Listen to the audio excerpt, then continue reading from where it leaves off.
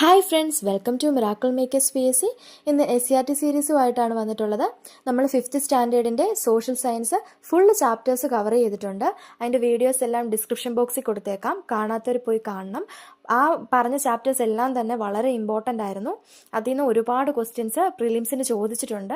അപ്പോൾ 10th prelims ആണ് ഇനി വരാനിരിക്കുന്നത്. 10th പ്രിലിംസിനായാലും മെയിൻസിലായാലും ഏത് എക്സാമിന് വേണ്ടിയിട്ടാണെങ്കിലും SCRT ഇല്ലാതെ ഒരു രക്ഷയും നടക്കത്തില്ല. അപ്പം നിങ്ങൾ വീഡിയോസ് കാണാത്തവരുണ്ടെങ്കിൽ ഉറപ്പായിട്ടും വീഡിയോസ് പോയി കാണണം. ഇപ്പം നമ്മൾ 5th സ്റ്റാൻഡേർഡിന് ഇനിയിപ്പം അടിസ്ഥാന ശാസ്ത്രമാണ് എടുക്കുന്നത്. അടിസ്ഥാന ശാസ്ത്രം ഫുൾ ചാപ്റ്റേഴ്സ് നമ്മൾ ഇതിൽ കംപ്ലീറ്റ് ചെയ്യുന്നുണ്ട്. നിങ്ങൾ വീഡിയോസ് ഫുള്ളായിട്ട് കാണുക. കാരണം നമ്മൾ ഇതിൻ്റെ അകത്ത് ആവശ്യമില്ലാത്ത ഒരു പോയിന്റ് പോലും ഉൾപ്പെടുത്തുന്നില്ല. PSC ചോദിച്ചിട്ടുള്ളതും ചോദിക്കാൻ ചാൻസ് ഉള്ളതായിട്ടുള്ള മാത്രം ക്വസ്റ്റ്യൻസ് ആണ് ഉൾപ്പെടുത്തിയിട്ടുള്ളത്. മുഴുവൻ വലിച്ചു വരെ നമ്മൾ ക്ലാസ് എടുക്കുന്നില്ല, ആവശ്യമുള്ള പോയിന്റ്സ് മാത്രം. അപ്പം നിങ്ങൾക്ക് അവസാനം വരെ കാണുന്നതുകൊണ്ട് ഒരു നഷ്ടവും ഉണ്ടാകത്തില്ല. നമുക്ക് ക്ലാസ്സിലേക്ക് കടക്കാം. ഫസ്റ്റ് ചാപ്റ്റർ നമ്മൾ എടുക്കുന്നത് ജീവജലമാണ്. അടിസ്ഥാന ശാസ്ത്രത്തിൻ്റെ 1ാമത്തെ ചാപ്റ്റർ നമ്മൾ ഓൾറെഡി അപ്ലോഡ് ചെയ്തിട്ടുണ്ടായിരുന്നു. സസ്യലോകത്തെ അടുത്തറിയാം. അതും ഡിസ്ക്രിപ്ഷൻ ബോക്സിൽ കൊടുത്തേക്കാം. അതും ഇമ്പോർട്ടൻ്റ് ആയിട്ടുള്ളൊരു ചാപ്റ്ററാണ്, കാണാത്തവർ പോയി കാണണം. ഇനി നമ്മൾ എടുക്കുന്നത് 5th സ്റ്റാൻഡേർഡിൻ്റെ അടിസ്ഥാന ശാസ്ത്രം ജീവജലമാണ്. അത് 2ാമത്തെ ചാപ്റ്ററാണ്. അടിസ്ഥാന ശാസ്ത്രത്തിൻ്റെ സസ്യലോകത്തെ അടുത്തറിയാമെന്ന ഫസ്റ്റ് ചാപ്റ്റർ നമ്മൾ ഓൾറെഡി കംപ്ലീറ്റ് ചെയ്തതാണ്. അതിൻ്റെ ലിങ്കും താഴെ ഡിസ്ക്രിപ്ഷൻ ബോക്സിൽ കൊടുത്തേക്കാം. നമ്മൾ 2ാമത്തെ ചാപ്റ്ററാണ് ഇനി എടുക്കാൻ പോകുന്നത്. 2ാമത്തെ ചാപ്റ്ററിൻ്റെ പേര് ജീവജലം. സോഡാ കുപ്പി തുറക്കുമ്പോൾ വാതക കുമിളകൾ ഉയർന്നു വരുന്നു. ഇതിന് കാരണം സോഡാ കുപ്പി തുറക്കുമ്പോൾ വാതക കുമിളകൾ ഉയർന്നു വരുന്നു. ഇതിന് കാരണം ജലത്തിൽ ലയിച്ചു ചേർന്ന കാർബൺ ഡൈ ഓക്സൈഡ് ആണ്. ജലത്തിൽ ലയിച്ചു ചേർന്ന കാർബൺ ഡൈ ഓക്സൈഡ്. സാർവിക ലായകം എന്നറിയപ്പെടുന്നത് ജലം. PSC പണ്ട് കാലങ്ങളിൽ ചോദിച്ചുകൊണ്ടിരുന്ന ക്വസ്റ്റ്യൻ ആണ്. സാർവിക ലായകം എന്നറിയപ്പെടുന്നത് നമുക്കറിയാവുന്ന ഉത്തരം ജലം. കൂടുതൽ വസ്തുക്കളെ ലയിപ്പിക്കുന്ന ഒരു ലായകമാണ് ജലം. അതുകൊണ്ട് ജലത്തെ സാർവിക ലായകം എന്ന് പറയുന്നു. ഭൂമിയുടെ ഉപരിതല വിസ്തീർണത്തിന്റെ 2/3 ജലമാണ്.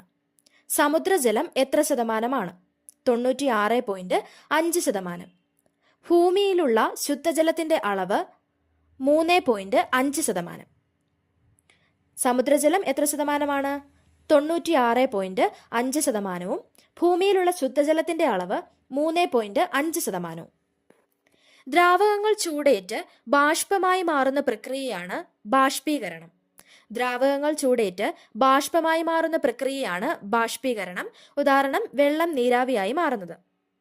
വാതകങ്ങൾ തണുക്കുമ്പോൾ ദ്രാവകമായി മാറുന്നതിനെ സാന്ദ്രീകരണം എന്ന് പറയുന്നു.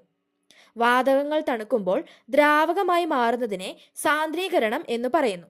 ഉദാഹരണം, നീരാവി വെള്ളമായി മാറുന്നത്. ചോദിച്ചിട്ടുള്ള ക്വസ്റ്റ്യൻ ആണ്.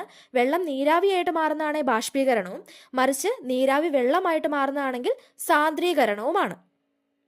ദ്രാവകങ്ങൾ അളക്കുന്നതിനുള്ള ഏകകമാണ് ലിറ്റർ. കുറഞ്ഞ അളവിൽ ദ്രാവകങ്ങൾ അളക്കേണ്ടി വരുമ്പോൾ ഉപയോഗിക്കുന്ന ഏകകമാണ് മില്ലി ലിറ്റർ.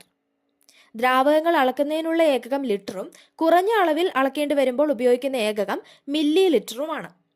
1000 ഘന സെന്റിമീറ്റർ = 1 ലിറ്റർ. 1000 ഘന സെന്റിമീറ്റർ പറയുന്നത് എത്ര ലിറ്റർ ആണ്? 1 ലിറ്റർ. 1 ഘന സെന്റിമീറ്റർ അളവിനെ 1 മില്ലി ലിറ്റർ എന്നും പറയുന്നു. അതിനാൽ 1 ലിറ്റർ എന്ന് പറയുന്നത് 1000 മില്ലി ലിറ്റർ ആണ്. അപ്പോൾ ഒന്നുകൂടെ പറയാം. 1000 ഘന സെന്റിമീറ്റർ എന്ന് പറയുന്നത് 1 ലിറ്ററും 1 ലിറ്റർ എന്ന് പറയുന്നത് നമുക്ക് 1000 മില്ലി ലിറ്റർ എന്നും പറയാം. കേരളത്തിൽ ശരാശരി വർഷപാതം ചോദിച്ചിട്ടുള്ള ക്വസ്റ്റ്യൻ ആണ്. കേരളത്തിൽ ശരാശരി വർഷപാതം 300 സെന്റിമീറ്റർ ആയിരുന്നു. PSC ചോദിച്ചിട്ടുള്ള ക്വസ്റ്റ്യൻ്റെ ആൻസർ 300 സെന്റിമീറ്റർ അല്ലെങ്കിൽ 3000 മില്ലിമീറ്റർ. 300 സെന്റിമീറ്റർ അല്ലെങ്കിൽ 3000 മില്ലിമീറ്റർ ആണ് കേരളത്തിലെ ശരാശരി വർഷപാതം. കുടിവെള്ളത്തിന്റെ ഗുണനിലവാര മാനദണ്ഡങ്ങൾ നിശ്ചയിക്കുന്നത് ആരാണ്? കുടിവെള്ളത്തിന്റെ ഗുണനിലവാര മാനദണ്ഡങ്ങൾ നിശ്ചയിച്ചിരിക്കുന്നത് ബ്യൂറോ ഓഫ് ഇന്ത്യൻ സ്റ്റാൻഡേർഡ്സ് ആണ്. BIS ചോദിച്ചിട്ടുണ്ട്. Bureau of Indian standards BIS ആണ് കുടിവെള്ളത്തിന്റെ ഗുണനിലവാര മാനദണ്ഡങ്ങൾ നിശ്ചയിച്ചിരിക്കുന്നത്. ഓക്കെ, ഈ ചാപ്റ്ററിലെ മെയിൻ പോയിന്റ്സ് എല്ലാം നമ്മൾ പറഞ്ഞു. ഇനി അടുത്ത ചാപ്റ്ററിലേക്ക് കിടക്കാം. അടിസ്ഥാന ശാസ്ത്രത്തിന്റെ 5th സ്റ്റാൻഡേർഡ് 3ാമത്തെ ചാപ്റ്റർ മാനത്തെ നിഴൽ കാഴ്ചകൾ. പ്രകാശം സഞ്ചരിക്കുന്നത് ഏത് പാതയിലാണ്? നേർരേഖാപാത. പ്രകാശത്തെ പൂർണ്ണമായും കടത്തിവിടുന്ന വസ്തുക്കളാണ് സുതാര്യ വസ്തുക്കൾ. പ്രകാശത്തെ പൂർണ്ണമായും കടത്തിവിടുന്ന വസ്തുക്കളാണ് സുതാര്യ വസ്തുക്കൾ. ഉദാഹരണം ജലം, ഗ്ലാസ്, ഷീറ്റ്. പ്രകാശത്തെ കടത്തിവിടാത്ത വസ്തുക്കളാണ് അധാര്യ വസ്തുക്കൾ. പ്രകാശത്തെ ഭാഗികമായി കടത്തിവിടുന്ന വസ്തുക്കളാണ് അർദ്ധധാര്യ വസ്തുക്കൾ. എള്ളെണ്ണ, തേന് മുതലായവ അർദ്ധധാര്യ ദ്രാവകങ്ങളാണ്. ഒരു ആകാശഗോളത്തിന്റെ നിഴൽ തൊട്ടടുത്തുള്ള ആകാശഗോളത്തിൽ പതിക്കാറുണ്ട്. ഇതാണ് ഗ്രഹണം. എന്താണ് ഗ്രഹണം? ഒരു ആകാശഗോളത്തിന്റെ നിഴൽ തൊട്ടടുത്ത ആകാശഗോളത്തിൽ പതിക്കാറുണ്ട്. ഇതാണ് ഗ്രഹണം. ആകാശഗോളങ്ങളിലെ ഗ്രഹണങ്ങളുടെ എണ്ണത്തെയും ദൈർഘ്യത്തെയും കാഴ്ചയെയും സ്വാധീനിക്കുന്ന ഘടകങ്ങളാണ് ഉപഗ്രഹങ്ങളുടെ എണ്ണം, ഉപഗ്രഹത്തിന്റെ വലിപ്പം, ഗ്രഹങ്ങളിൽ നിന്നും ഉപഗ്രഹത്തിലേക്കുള്ള അകലം. അപ്പൊ ആകാശഗോളത്തിലെ ഗ്രഹങ്ങളുടെ എണ്ണത്തെയും ദൈർഘ്യത്തെയും കാഴ്ചയെയും സ്വാധീനിക്കുന്ന ഘടകങ്ങളാണ് ഉപഗ്രഹങ്ങളുടെ എണ്ണം, ഉപഗ്രഹത്തിന്റെ വലിപ്പം, ഗ്രഹങ്ങളിൽ നിന്നും ഉപഗ്രഹത്തിലേക്കുള്ള അകലം. ഉപഗ്രഹങ്ങളില്ലാത്ത ഗ്രഹങ്ങളിൽ ഗ്രഹണങ്ങൾ ദൃശ്യമാവില്ല. ഇനി സൂര്യഗ്രഹണം എന്താണെന്ന് നമുക്ക് നോക്കാം. സൂര്യനും ഭൂമിക്കുമിടയിൽ ചന്ദ്രൻ നേർരേഖയിൽ വരുമ്പോൾ ഭൂമി ചന്ദ്രന്റെ നിഴൽ പാതയിൽ വരും. അപ്പോൾ ചന്ദ്രന്റെ നിഴൽ ഭൂമിയിൽ പതിക്കുന്നു. നിഴൽ പതിയുന്ന പ്രദേശത്ത് നിന്ന് നോക്കുമ്പോൾ സൂര്യനെ കാണാൻ സാധിക്കുന്നില്ല. ഇതാണ് സൂര്യഗ്രഹണം. എന്താണ്? സൂര്യനും ഭൂമിക്കുമിടയിൽ ചന്ദ്രൻ നേർരേഖയിൽ വരുമ്പോൾ ഭൂമി ചന്ദ്രന്റെ നിഴൽ പാതയിൽ വരുന്നു. അപ്പോൾ ചന്ദ്രന്റെ നിഴൽ ഭൂമിയിൽ പതിക്കുന്നു. നിഴൽ പതിയുന്ന പ്രദേശത്ത് നിന്ന് നോക്കുമ്പോൾ സൂര്യനെ കാണാൻ സാധിക്കുന്നില്ല. ഇതാണ് സൂര്യഗ്രഹണം. എങ്കിൽ എന്താണ് ചന്ദ്രഗ്രഹണം? സൂര്യനും ചന്ദ്രനുമിടയിൽ ഭൂമി നേർരേഖയിൽ വരുന്നതാണ് ചന്ദ്രഗ്രഹണം. ചന്ദ്രഗ്രഹണ സമയത്ത് ഭൂമിയുടെ നിഴലിൽ ചന്ദ്രൻ വരുന്നു. ആ സമയത്ത് ചന്ദ്രനെ കാണാൻ സാധിക്കില്ല. സൂര്യനും ചന്ദ്രനുമിടയിൽ ഭൂമി നേർരേഖയിൽ വരുന്നതാണ് ചന്ദ്രഗ്രഹണം. ചന്ദ്രഗ്രഹണ സമയത്ത് ഭൂമിയുടെ നിഴലിൽ ചന്ദ്രൻ വരുന്നു. ആ സമയത്ത് ചന്ദ്രനെ കാണാൻ സാധിക്കില്ല. PSC ചോദിക്കാറുള്ള ക്വസ്റ്റ്യൻ ആണ് ചന്ദ്രഗ്രഹണവും സൂര്യഗ്രഹണവും. ഇത് മാറിപ്പോകാതിരിക്കാൻ ഒരു ചെറിയ കോഡ് പഠിച്ചാലോ? സൂര്യഗ്രഹണം EMS എന്നും ചന്ദ്രഗ്രഹണം MES എന്നും ഓർക്കുക. സൂര്യഗ്രഹണം EMS, E എന്ന് പറയുന്നത് എർത്ത്, M എന്ന് പറയുന്ന മൂണ്, S എന്ന് പറയുന്നത് സണ്ണ്. ഒന്നുകൂടെ പറയാം. സൂര്യഗ്രഹണം EMS, E എന്ന് പറയുന്നത് എർത്ത്, M എന്ന് പറയുന്ന മൂണ്, S എന്ന് പറയുന്നത് സണ്ണ്. അപ്പൊ എർത്തിനും സണ്ണിനും ഇടയ്ക്ക്, സൂര്യനും ഭൂമിക്കും ഇടയ്ക്ക് ചന്ദ്രൻ വരുമ്പോഴാണ് സൂര്യഗ്രഹണം ഉണ്ടാകുന്നത്. അടുത്ത ചന്ദ്രഗ്രഹണം MES. M എന്ന് പറയുന്നത് മൂണ്, E എന്ന് പറയുന്നത് എർത്ത്, S എന്ന് പറയുന്നത് സണ്ണ്. അപ്പൊ മൂണിനും സണ്ണിനും ഇടയിൽ എർത്ത് വരുമ്പോൾ, ഭൂമി വരുമ്പോഴാണ് ചന്ദ്രഗ്രഹണം ഉണ്ടാകുന്നത്. അപ്പൊ ഇനി അത് മാറിപ്പോയില്ലല്ലോ. എന്തൊക്കെയായിരുന്നു? സൂര്യഗ്രഹണം എന്ന് പറയുന്നത് EMS, എർത്ത്, മൂണ്, സണ്ണ്. എർത്തിനും സണ്ണിനും ഇടയിൽ മൂണ് വരുന്നു. ചന്ദ്രഗ്രഹണമാണെങ്കിൽ MES, മൂണിനും സണ്ണിനും ഇടയിൽ എർത്ത് വരുന്നു. വിവിധ രീതികളിൽ ദൃശ്യമാകുന്ന സൂര്യഗ്രഹണങ്ങളാണ് പൂർണ്ണ സൂര്യഗ്രഹണം, വലയ സൂര്യഗ്രഹണം, ഭാഗിക സൂര്യഗ്രഹണം. പൂർണ്ണ സൂര്യഗ്രഹണം, വലയ സൂര്യഗ്രഹണം, ഭാഗിക സൂര്യഗ്രഹണം. സുതാര്യ വസ്തുക്കളിൽ ഇത്തരത്തിൽ ചന്ദ്രഗ്രഹണ സമയത്ത് നിഴലുണ്ടാകാറില്ല. ആകാശഗോളങ്ങളായ ഭൂമിയും ചന്ദ്രനും അധാര്യ വസ്തുക്കളാണ്. ആകാശഗോളങ്ങളായ ഭൂമിയും ചന്ദ്രനും അധാര്യ വസ്തുക്കളാണ്. ടെലിസ്കോപ്പ്, ബൈനോക്കുലർ എന്നീ ഉപകരണങ്ങളിലൂടെ സൂര്യനെ നോക്കരുത്. ടെലിസ്കോപ്പ്, ബൈനോക്കുലർ എന്നീ ഉപകരണങ്ങളിലൂടെ സൂര്യനെ നോക്കാൻ പാടില്ല.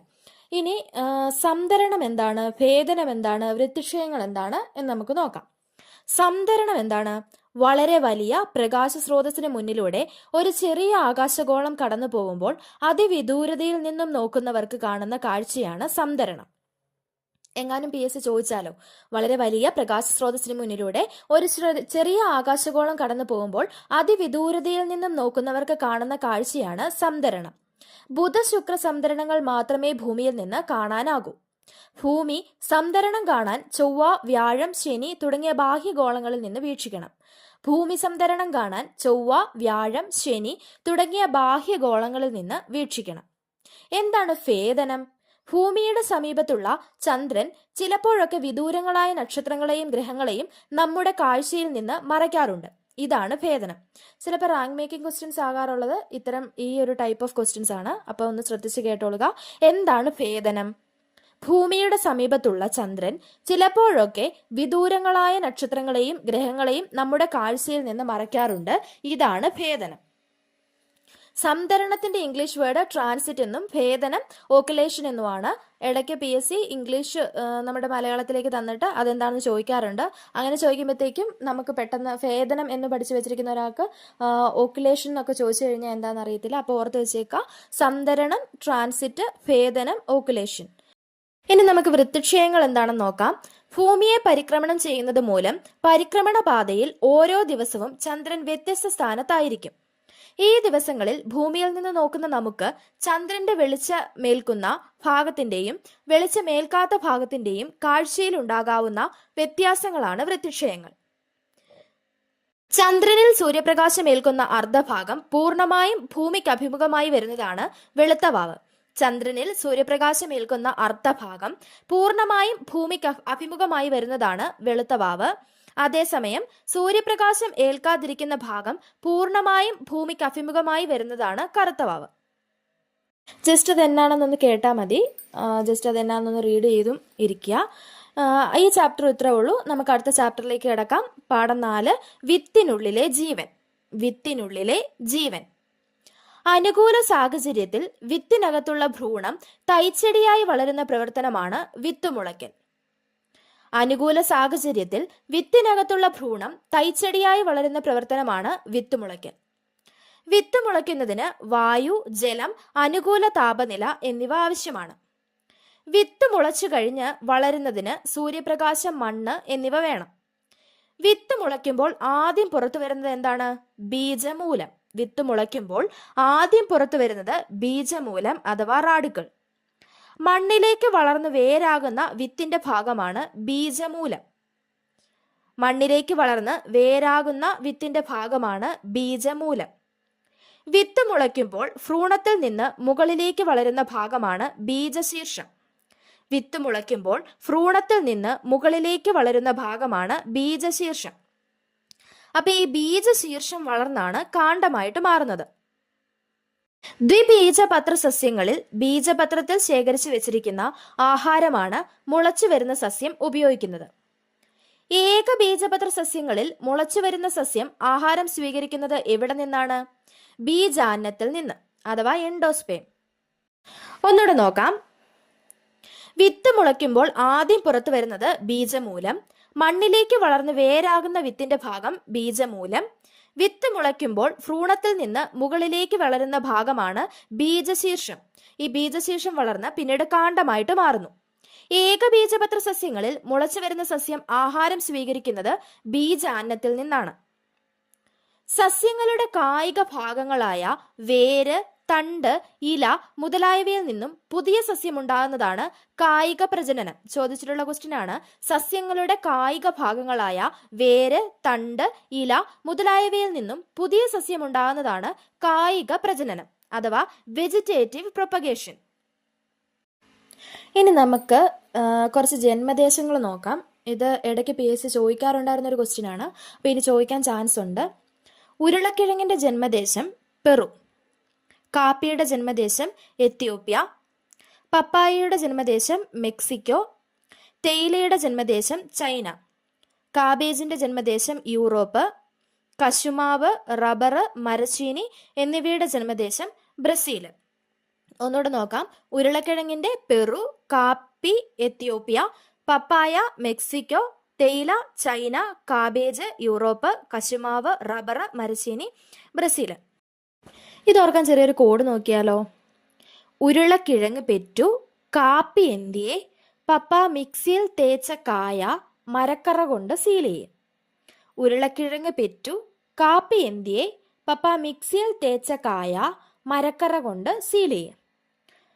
ഉരുളക്കിഴങ്ങ് പെറ്റു, ഉരുളക്കിഴങ്ങ് പെറു, കാപ്പി എന്തിയെ, കാപ്പി എത്യോപ്യ, പപ്പ മിക്സിയിൽ, പപ്പായ മെക്സിക്കോ, തേച്ച എന്നുള്ളതിൻ്റെ തേയില, ച എന്നുള്ളത് ചൈന, കായ കാബേജ് യൂറോപ്പ്, മരക്കറ കൊണ്ട് സീൽ ചെയ്യുക. മരക്കറ എന്നുള്ളതിൻ്റെ മരച്ചീനി, കറ എന്നുള്ളതിൻ്റെ കായ കശുമാവ്, റായ് റബ്ബർ, സീൽ ചെയ്യുക എന്നുള്ളത് ബ്രസീൽ. അപ്പോൾ ഓർക്കാൻ നിങ്ങൾക്ക് എളുപ്പമാണെങ്കിൽ മാത്രം ഈ കോഡ് ഓർത്തിരിക്കുക. അല്ലെങ്കിൽ 2 തവണ ക്ലാസ് കേട്ടാൽ തന്നെ മറന്നു പോകത്തില്ല. അടുത്ത ഒരു ഇമ്പോർട്ടൻറ്റ് ഫാക്റ്റ് തന്നെയാണ് വിത്ത് വിതരണത്തിൻ്റെ രീതി. PSC ഒരിടയ്ക്ക് എപ്പോഴും ചോദിക്കുന്ന ഒരു ക്വസ്റ്റ്യൻ ആയിരുന്നു. കാറ്റ് വഴി ജലം വഴിയൊക്കെ ഏതാണ് സസ്യം, അതിൻ്റെ എക്സാമ്പിൾസ് ആണ് ചോദിക്കാറുള്ളത്. അപ്പോൾ നമുക്കത് നോക്കാം. വിത്ത് വിതരണത്തിൻ്റെ രീതി കാറ്റ് വഴിയാണെങ്കിൽ കാറ്റ് വഴി നടക്കുന്നത് അപ്പൂപ്പൻ താടി, മഹാഗണി. ജലം വഴിയാണെങ്കിൽ തെങ്ങ്. ജന്തുക്കൾ വഴിയാണെങ്കിൽ ആൽമരം, പ്ലാവ്, പേര, അസ്ത്രപ്പുല്ല്. പൊട്ടിത്തെറിച്ചാണെങ്കിൽ വെണ്ട, കാശിത്തുമ്പ. ഒന്നുകൂടെ പറയാം. വിത്ത് വിതരണത്തിന്റെ രീതി കാറ്റ് വഴി നടത്തുന്നത് അപ്പൂപ്പൻ താടി, മഹാഗണി. ജലം വഴി തെങ്ങ്. ജന്തുക്കൾ വഴി ആൽമരം, പ്ലാവ്, പേര, അസ്ത്രപ്പുല്ല്. പൊട്ടിത്തെറിച്ചാണെങ്കിൽ വെണ്ട, കാശിത്തുമ്പ. ഈ ചാപ്റ്റർ ഇത്രയേ ഉള്ളൂ. നമ്മൾ പ്രധാനപ്പെട്ട പോയിന്റ്സ് എല്ലാം പറഞ്ഞു. 1-2 തവണ വീഡിയോ കേൾക്കണം, എങ്കിൽ മാത്രമേ നമ്മുടെ മൈൻഡിൽ നിൽക്കുകയുള്ളൂ. ചെറിയ ലിങ്കുകളും ചെറിയൊരു കോഡുകളും നമ്മൾ പറയുന്നുണ്ടല്ലോ, അത് പറയുന്നത് നിങ്ങൾ SCRT വായിക്കുമ്പോൾ നമുക്കൊരു മടുപ്പ് തോന്നും. ഇങ്ങനെ പോയിന്റ്സ് മാത്രമാണെങ്കിൽ നമുക്ക് PSCക്ക് വേണ്ടത് മെയിൻ പോയിന്റ്സ് ചോദിക്കാറുള്ള ചോദ്യങ്ങൾ മാത്രമാണല്ലോ. നമ്മൾ ഒരുപാട് അതിൻ്റെ അകത്തെ നോവലും വിവരണങ്ങളും ഒന്നും ആവശ്യമില്ല. അപ്പം നിങ്ങൾ ഈ ക്ലാസ് കേട്ടാൽ മാത്രം മതി, നിങ്ങൾക്ക് അതിൻ്റെ അകത്തെ എല്ലാ പോയിന്റ്സും കിട്ടും. നമുക്ക് അടുത്ത ചാപ്റ്ററിലേക്ക് കിടക്കാം. ചാപ്റ്റർ 5 ഊർജത്തിൻ്റെ ഉറവകൾ. ഊർജത്തിൻ്റെ ഉറവകൾ. ദേശീയ ഊർജ സംരക്ഷണ ദിനം. ദേശീയ ഊർജ സംരക്ഷണ ദിനം PSC ഒരുപാട് തവണ ചോദിച്ചിട്ടുണ്ട്. എല്ലാവർക്കും അറിയാവുന്നതാണ്. ഡിസംബർ 14. അറിയത്തില്ലാത്തവർ ഉറപ്പായിട്ടും പഠിച്ചോണം. ഡിസംബർ 14 ദേശീയ ഊർജ സംരക്ഷണ ദിനമാണ്. ഡിസംബർ 14. കത്തുമ്പോൾ താപം പുറത്തുവിടുന്ന വസ്തുക്കളാണ് ഇന്ധനങ്ങൾ. കത്തുമ്പോൾ താപം പുറത്തുവിടുന്ന വസ്തുക്കളാണ് ഇന്ധനങ്ങൾ. ഖര ഇന്ധനങ്ങളാണ് വിറക്, കൽക്കരി, കരി, ചാണകവരളി, അറക്കപ്പൊടി. ദ്രാവക ഇന്ധനങ്ങളാണ് ഡീസല്, പെട്രോള്, മണ്ണെണ്ണ, ബയോഡീസൽ, ഏവിയേഷൻ ഫ്യൂവൽ. വാതക ഇന്ധനങ്ങളാണ് LPG, CNG, hydrogen, biogas, acetylene. വിമാനത്തിൽ ഉപയോഗിക്കുന്ന ഇന്ധനമാണ് ഏവിയേഷൻ ഫ്യൂവൽ. വിമാനത്തിൽ ഉപയോഗിക്കുന്ന ഇന്ധനമാണ് ഏവിയേഷൻ ഫ്യൂവൽ. ഇന്ധനങ്ങളിൽ നിന്ന് ഊർജം പുറത്തു വരുന്നത് ജ്വലനം വഴി. ഇന്ധനങ്ങളിൽ നിന്ന് ഊർജം പുറത്തു വരുന്നത് ജ്വലനം വഴി. ജ്വലനത്തിന് ആവശ്യമായ വാതകമാണ് ഓക്സിജൻ. ജ്വലനത്തിന് ആവശ്യമായ വാതകമാണ് ഓക്സിജൻ. കോടിക്കണക്കിന് വർഷങ്ങൾക്ക് മുമ്പ് ഭൂമിക്കടിയിൽപ്പെട്ട മരങ്ങളും ജീവജാലങ്ങളും വായുവിന്റെ അഭാവത്തിൽ ഉന്നത താപനിലയിലും മർദ്ദത്തിലും മാറ്റങ്ങൾക്ക് വിധേയമായി രൂപപ്പെട്ടതാണ് ഫോസിൽ ഇന്ധനങ്ങൾ. ഇത്തരം ഇന്ധനങ്ങൾ ഉപയോഗിച്ച് തീർന്നാൽ പുനഃസ്ഥാപിക്കാൻ കഴിയാത്തവയാണ്. ഇവ പാരമ്പര്യ ഇന്ധനങ്ങൾ എന്നറിയപ്പെടുന്നു. PSC എപ്പോഴും ചോദിക്കുന്ന ക്വസ്റ്റ്യൻ, ഒരുപാട് തവണ, 100 അല്ല, അതിൽ ഒരുപാട്, അതിൽ കൂടുതലൊക്കെ ചോദിച്ചിട്ടുണ്ട്. പാരമ്പര്യ ഇന്ധനങ്ങളും പാരമ്പര്യ ഊർജ്ജ സ്രോതസ്സും പാരമ്പര്യേതര ഊർജ്ജ സ്രോതസ്സും. അപ്പം നമ്മളിപ്പോൾ പറഞ്ഞു, കോടിക്കണക്കിന് വർഷങ്ങൾക്ക് മുമ്പ് ഭൂമിക്കടിയിൽപ്പെട്ട വായുവിന്റെ അഭാവത്താൽ ഉന്നത മർദ്ദത്തിലൊക്കെ വരുന്ന ഫോസിൽ ഇന്ധനങ്ങൾ ഉണ്ടാവും. അപ്പം ഇത്തരം ഇന്ധനങ്ങൾ പുനഃസ്ഥാപിക്കാൻ കഴിയത്തില്ല. അവയെ പറയുന്ന പേരാണ് പാരമ്പര്യ ഇന്ധനങ്ങൾ. പാരമ്പര്യ ഇന്ധനങ്ങൾക്ക് ഉദാഹരണമാണ് കൽക്കരി, പെട്രോളിയം. പാരമ്പര്യ ഇന്ധനങ്ങളാണ് കൽക്കരി, പെട്രോളിയം. പെട്രോളിയത്തിന്റെ അംശിക സ്വേദനം വഴി ലഭിക്കുന്ന ഉൽപ്പന്നങ്ങളാണ് പെട്രോള്, മണ്ണെണ്ണ, diesel, lubricating oil, paraffin wax, tar, LPG. കീടനാശിനികൾ, പ്ലാസ്റ്റിക്, ഔഷധങ്ങൾ തുടങ്ങിയ ഒട്ടേറെ ഉൽപ്പന്നങ്ങളുടെ നിർമ്മാണത്തിനും പെട്രോളിയം ഉപയോഗിക്കാറുണ്ട്. എത്ര ഉപയോഗിച്ചാലും തീർന്നു പോകാത്ത ഊർജ്ജ സ്രോതസ്സുകളാണ് പാരമ്പര്യേതര ഊർജ്ജ സ്രോതസ്സുകൾ. മാറിപ്പോകരുത്. പാരമ്പര്യ ഊർജ്ജ സ്രോതസ്സ് ചോദിച്ചാൽ കൽക്കരി, പെട്രോളിയം അങ്ങനെയുള്ളവയാണ്.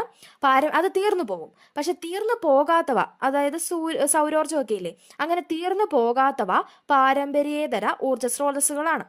പാരമ്പര്യേതര ഊർജ്ജ സ്രോതസ്സുകൾക്ക് ഉദാഹരണമാണ് സൗരോർജ്ജം, തിരമാല, കാറ്റ്. സൗരോർജ്ജം, തിരമാല, കാറ്റ്. സോളാർ സെല്ലിൽ നടക്കുന്ന രാസപ്രവർത്തനം. സോളാർ സെല്ലിൽ നടക്കുന്ന പ്രവർത്തനം, ഇതും PSC ചോദിച്ചിട്ടുള്ള ക്വസ്റ്റ്യൻ ആണ്. സൗരോർജ്ജം വൈദ്യുതോർജ്ജമായിട്ട് മാറുന്നു. സോളാർ സെല്ലിൽ നടക്കുന്ന പ്രവർത്തനം എന്താണ്? സൗരോർജ്ജം വൈദ്യുതോർജ്ജമായിട്ട് മാറുന്നു. സോളാർ സെൽ നിർമ്മിച്ചിരിക്കുന്നത് എന്തുകൊണ്ടാണ്? സിലിക്കൺ കൊണ്ടാണ്. സോളാർ സെല്ല് നിർമ്മിച്ചിരിക്കുന്നത് സിലിക്കൺ കൊണ്ടാണ്. സൂര്യപ്രകാശം പതിക്കുമ്പോൾ വൈദ്യുതി ഉൽപ്പാദിപ്പിക്കുന്ന സോളാർ സെല്ലിലെ പദാർത്ഥങ്ങളാണ് silicon, selenium. Silicon, selenium. Solar സെല്ലിൽ നടക്കുന്ന രാസപ്രവർത്തനം എന്തായിരുന്നു? സൗരോർജ്ജം വൈദ്യുതോർജ്ജമായിട്ട് മാറുന്നു. സോളാർ സെല്ല് നിർമ്മിച്ചിരിക്കുന്നത് സിലിക്കൺ കൊണ്ടാണ്. സൂര്യപ്രകാശം പതിക്കുമ്പോൾ വൈദ്യുതി ഉപയോഗിക്കുന്ന സോളാർ സെല്ലിലെ പദാർത്ഥങ്ങളാണ് സിലിക്കൺ, സെലീനിയം. ഒരു സോളാർ സെല്ലിൽ വളരെ കുറഞ്ഞ അളവിലുള്ള വൈദ്യുതി മാത്രമാണ് ലഭിക്കുന്നത്. എന്നാൽ ധാരാളം സോളാർ സെല്ലുകൾ സിൽവർ വയർ ഉപയോഗിച്ച് പരസ്പരം ബന്ധിപ്പിച്ച് ഒരു ഗ്രൂപ്പായി ഉപയോഗിച്ചാൽ വലിയ അളവിൽ വൈദ്യുതി ലഭ്യമാക്കാം. ഈ സംവിധാനമാണ് സോളാർ പാനൽ. ജസ്റ്റ് ഒന്ന് ഓർത്ത് വെച്ചേക്കാം, സോളാർ പാനൽ. വലിയ കോൺകേവ് റിഫ്ലക്ടറുകൾ ഉപയോഗിച്ച് സൗരോർജ്ജത്തെ ഒരേ സ്ഥലത്തേക്ക് കേന്ദ്രീകരിച്ച് അവിടെ പാത്രം വെച്ച് ഭക്ഷണം പാകം ചെയ്യാൻ ഉപയോഗിക്കുന്ന സംവിധാനമാണ് സോളാർ കുക്കർ. അനേകം ചെറു കുഴലുകളിലൂടെ ജലം കടത്തിവിട്ട് സൂര്യപ്രകാശം ഏൽപ്പിച്ച് ചൂടാക്കുന്ന സംവിധാനമാണ് സോളാർ വാട്ടർ ഹീറ്റർ. അപ്പൊ ഇതൊക്കെ എന്താണ് നമുക്ക് കേട്ടാൽ തന്നെ അറിയാം. സോളാർ കുക്കർ എന്താണ്, സോളാർ വാട്ടർ ഹീറ്റർ എന്നാണ്. അപ്പൊ നമുക്ക് ചിന്തിച്ചാൽ തന്നെ അറിയാം.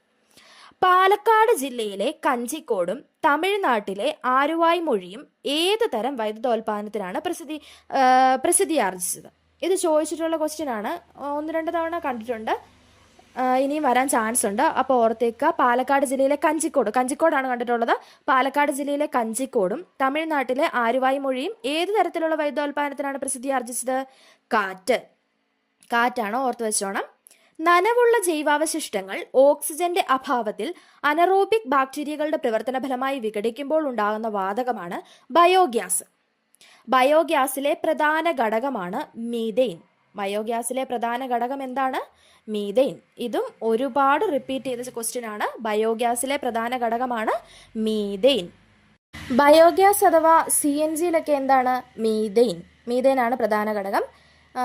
LNGയിലാണെങ്കിലോ, ലിക്വിഫൈഡ് നാച്ചുറൽ ഗ്യാസിൽ മീഥെയ്ൻ. ഇത് എങ്ങനെ ചോദിച്ചാലും മീഥെയ്ൻ തന്നെയാണോ ഓർത്തോണം. ബയോഗ്യാസ്, CNG, LNG എന്നൊക്കെ ചോദിച്ചാലും മീഥെയ്ൻ ആണ്. അപ്പോൾ LPGയിലെ പ്രധാന ഘടകമോ? LPGയിലെ പ്രധാന ഘടകവും ചോദിക്കാറുള്ളതാണ്. LPGയിലെ പ്രധാന ഘടകം ബ്യൂട്ടെയിൻ. അപ്പോൾ ഇത് ഓർക്കാൻ ചെറിയൊരു ലിങ്ക് ഓർക്കുക. LP സ്കൂള് ബ്യൂട്ടിഫുൾ ആണ്. LPGയിലെ പ്രധാന ഘടകം ബ്യൂട്ടെയിൻ. അപ്പോൾ LPG അല്ലാതെ മറ്റെന്ത് ചോദിച്ചാലും മീഥെയ്ൻ ആണ്, ഓർത്തേക്കുക. ഇന്ധന നിർമ്മാണത്തിന് ഉപയോഗിക്കുന്ന നമ്മുടെ നാട്ടിൽ കണ്ടുവരുന്ന സസ്യമാണ് കടലാവണക്ക്, ജെട്രോഫ. ഇന്ധന നിർമ്മാണത്തിന് ഉപയോഗിക്കുന്ന നമ്മുടെ നാട്ടിൽ കണ്ടുവരുന്ന സസ്യമാണ് കടലാവണക്ക് അഥവാ ജെട്രോഫ. ഇൻക്യുബേറ്ററുകളിൽ താപം ലഭിക്കുവാൻ ഉപയോഗിക്കുന്ന ബൾബാണ് ഫിലമെന്റ് ബൾബ്. അപ്പം ഞാനൊരു ചോദ്യം ചോദിക്കട്ടെ. ഈ ഇൻക്യുബേറ്ററിൽ മുട്ട വിരിയുന്നത് ഏത് താപപ്രേഷണ രീതിയാണ്? സംവഹനമാണോ, ചാലനമാണോ, വികിരണമാണോ? നമ്മുടെ ചാനൽ ഫോളോ ചെയ്യുന്ന ഒരാൾക്കാണെങ്കിൽ അറിയാം, അത് വികിരണമാണ്. നമ്മൾ അതിൻ്റെ മാത്രം ഒരു ക്ലാസ് എടുത്തിട്ടുണ്ട്. മെയിൻ പോയിന്റ്സ് മാത്രം ഉൾപ്പെടുത്തിയ ഒരു ക്ലാസ് ആണ്. നിങ്ങൾ കണ്ടിട്ടില്ലെങ്കിൽ പോയി കാണണം. ഡിസ്ക്രിപ്ഷൻ ബോക്സിൽ കൊടുത്തേക്കാം. PSC ഒരുപാട് തവണ ചോദിച്ചിട്ടുള്ളതാണ്. ഓക്കെ, അടുത്ത ചോദ്യം. വളരെ കുറച്ച് വൈദ്യുതി ആവശ്യമായ ബൾബ്. നമുക്കറിയാം LED. വളരെ കുറച്ച് വൈദ്യുതി മാത്രം ആവശ്യമുള്ള ബൾബാണ് LED. ഭൂമിക്കടിയിലേക്ക് പോകും തോറും ചൂട് ഗണ്യമായി കൂടി വരുന്നു. ഈ ചൂട് കൊണ്ട് ഊർജം ഉൽപ്പാദിപ്പിക്കുന്ന രീതിയാണ് ഭൂതാപോർജ പദ്ധതി. സമുദ്രനിരപ്പിലും സമുദ്രത്തിന്റെ അഗാധത്തിലും ഉള്ള താപവ്യത്യാസം ഉപയോഗപ്പെടുത്തി ഊർജം ഉൽപ്പാദിപ്പിക്കാൻ കഴിയും. ഓഷ്യൻ തെർമൽ എനർജി കൺസർവേഷൻ എന്നാണ് ഇതിന്റെ പേര്. എങ്ങാനും ചോദിച്ചോന്ന് ഓർത്തേക്ക. OTEC അഥവാ ഫുൾ ഫോം ചോദിക്കാൻ ചാൻസ് ഉണ്ട്. OTEC, ocean thermal energy conservation. ഈ ചാപ്റ്റർ നമ്മൾ കംപ്ലീറ്റ് ചെയ്തിട്ടുണ്ട്. ഇനി അടുത്തൊരു കുഞ്ഞു ചാപ്റ്ററാണ്, നോക്കാം. ഇത്തിരി ശക്തി ഒത്തിരി ജോലി. ആവശ്യമുള്ള പോയിന്റ്സ് മാത്രമേ നമ്മൾ പറയുന്നുള്ളൂ. അപ്പോൾ ക്ലാസ് ശ്രദ്ധയോടെ കേട്ടിരിക്കാം. നിൽക്കാൻ ഒരിടവും ഒരു ഉത്തോലകവും തന്നാൽ ഭൂമിയെ തന്നെ ഉയർത്താം എന്ന് പറഞ്ഞത് ആരാണ്? നിൽക്കാൻ ഒരിടവും ഒരു ഉത്തോലകവും തന്നാൽ ഭൂമിയെ തന്നെ ഉയർത്താം എന്ന് പറഞ്ഞത് ആർക്കിമിഡീസ് ആണ്. ജോലി എളുപ്പമാക്കാനുള്ള ഉപകരണങ്ങളാണ് ലഘുയന്ത്രങ്ങൾ. ജോലി എളുപ്പമാക്കാൻ ഉപയോഗിക്കുന്ന ഉപകരണങ്ങളാണ് ലഘുയന്ത്രങ്ങൾ. ഒരു നിശ്ചിത ബിന്ദുവിനെ ആധാരമാക്കി ചലിക്കുന്ന ദൃഢദണ്ഡുകളാണ് ഉത്തോലകങ്ങൾ. ഉത്തോലകങ്ങൾക്ക് ഉദാഹരണങ്ങളാണ് സ്റ്റാപ്ലർ, ചവണ, കട്ടിംഗ് പ്ലെയർ, കത്രിക, പാക്കുവെട്ടി, ഞാരങ്ങാഞ്ഞെക്കി. ഒരു ഉത്തോലകം ചലിക്കാൻ ആധാരമാക്കുന്ന ബിന്ദുവിനെ പറയുന്ന പേരാണ്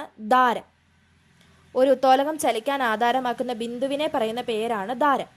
ഉത്തോലകം ഉപയോഗിച്ച് വസ്തു ഉയർത്തുമ്പോൾ നാം പ്രയോഗിക്കുന്ന ബലമാണ് യത്നം.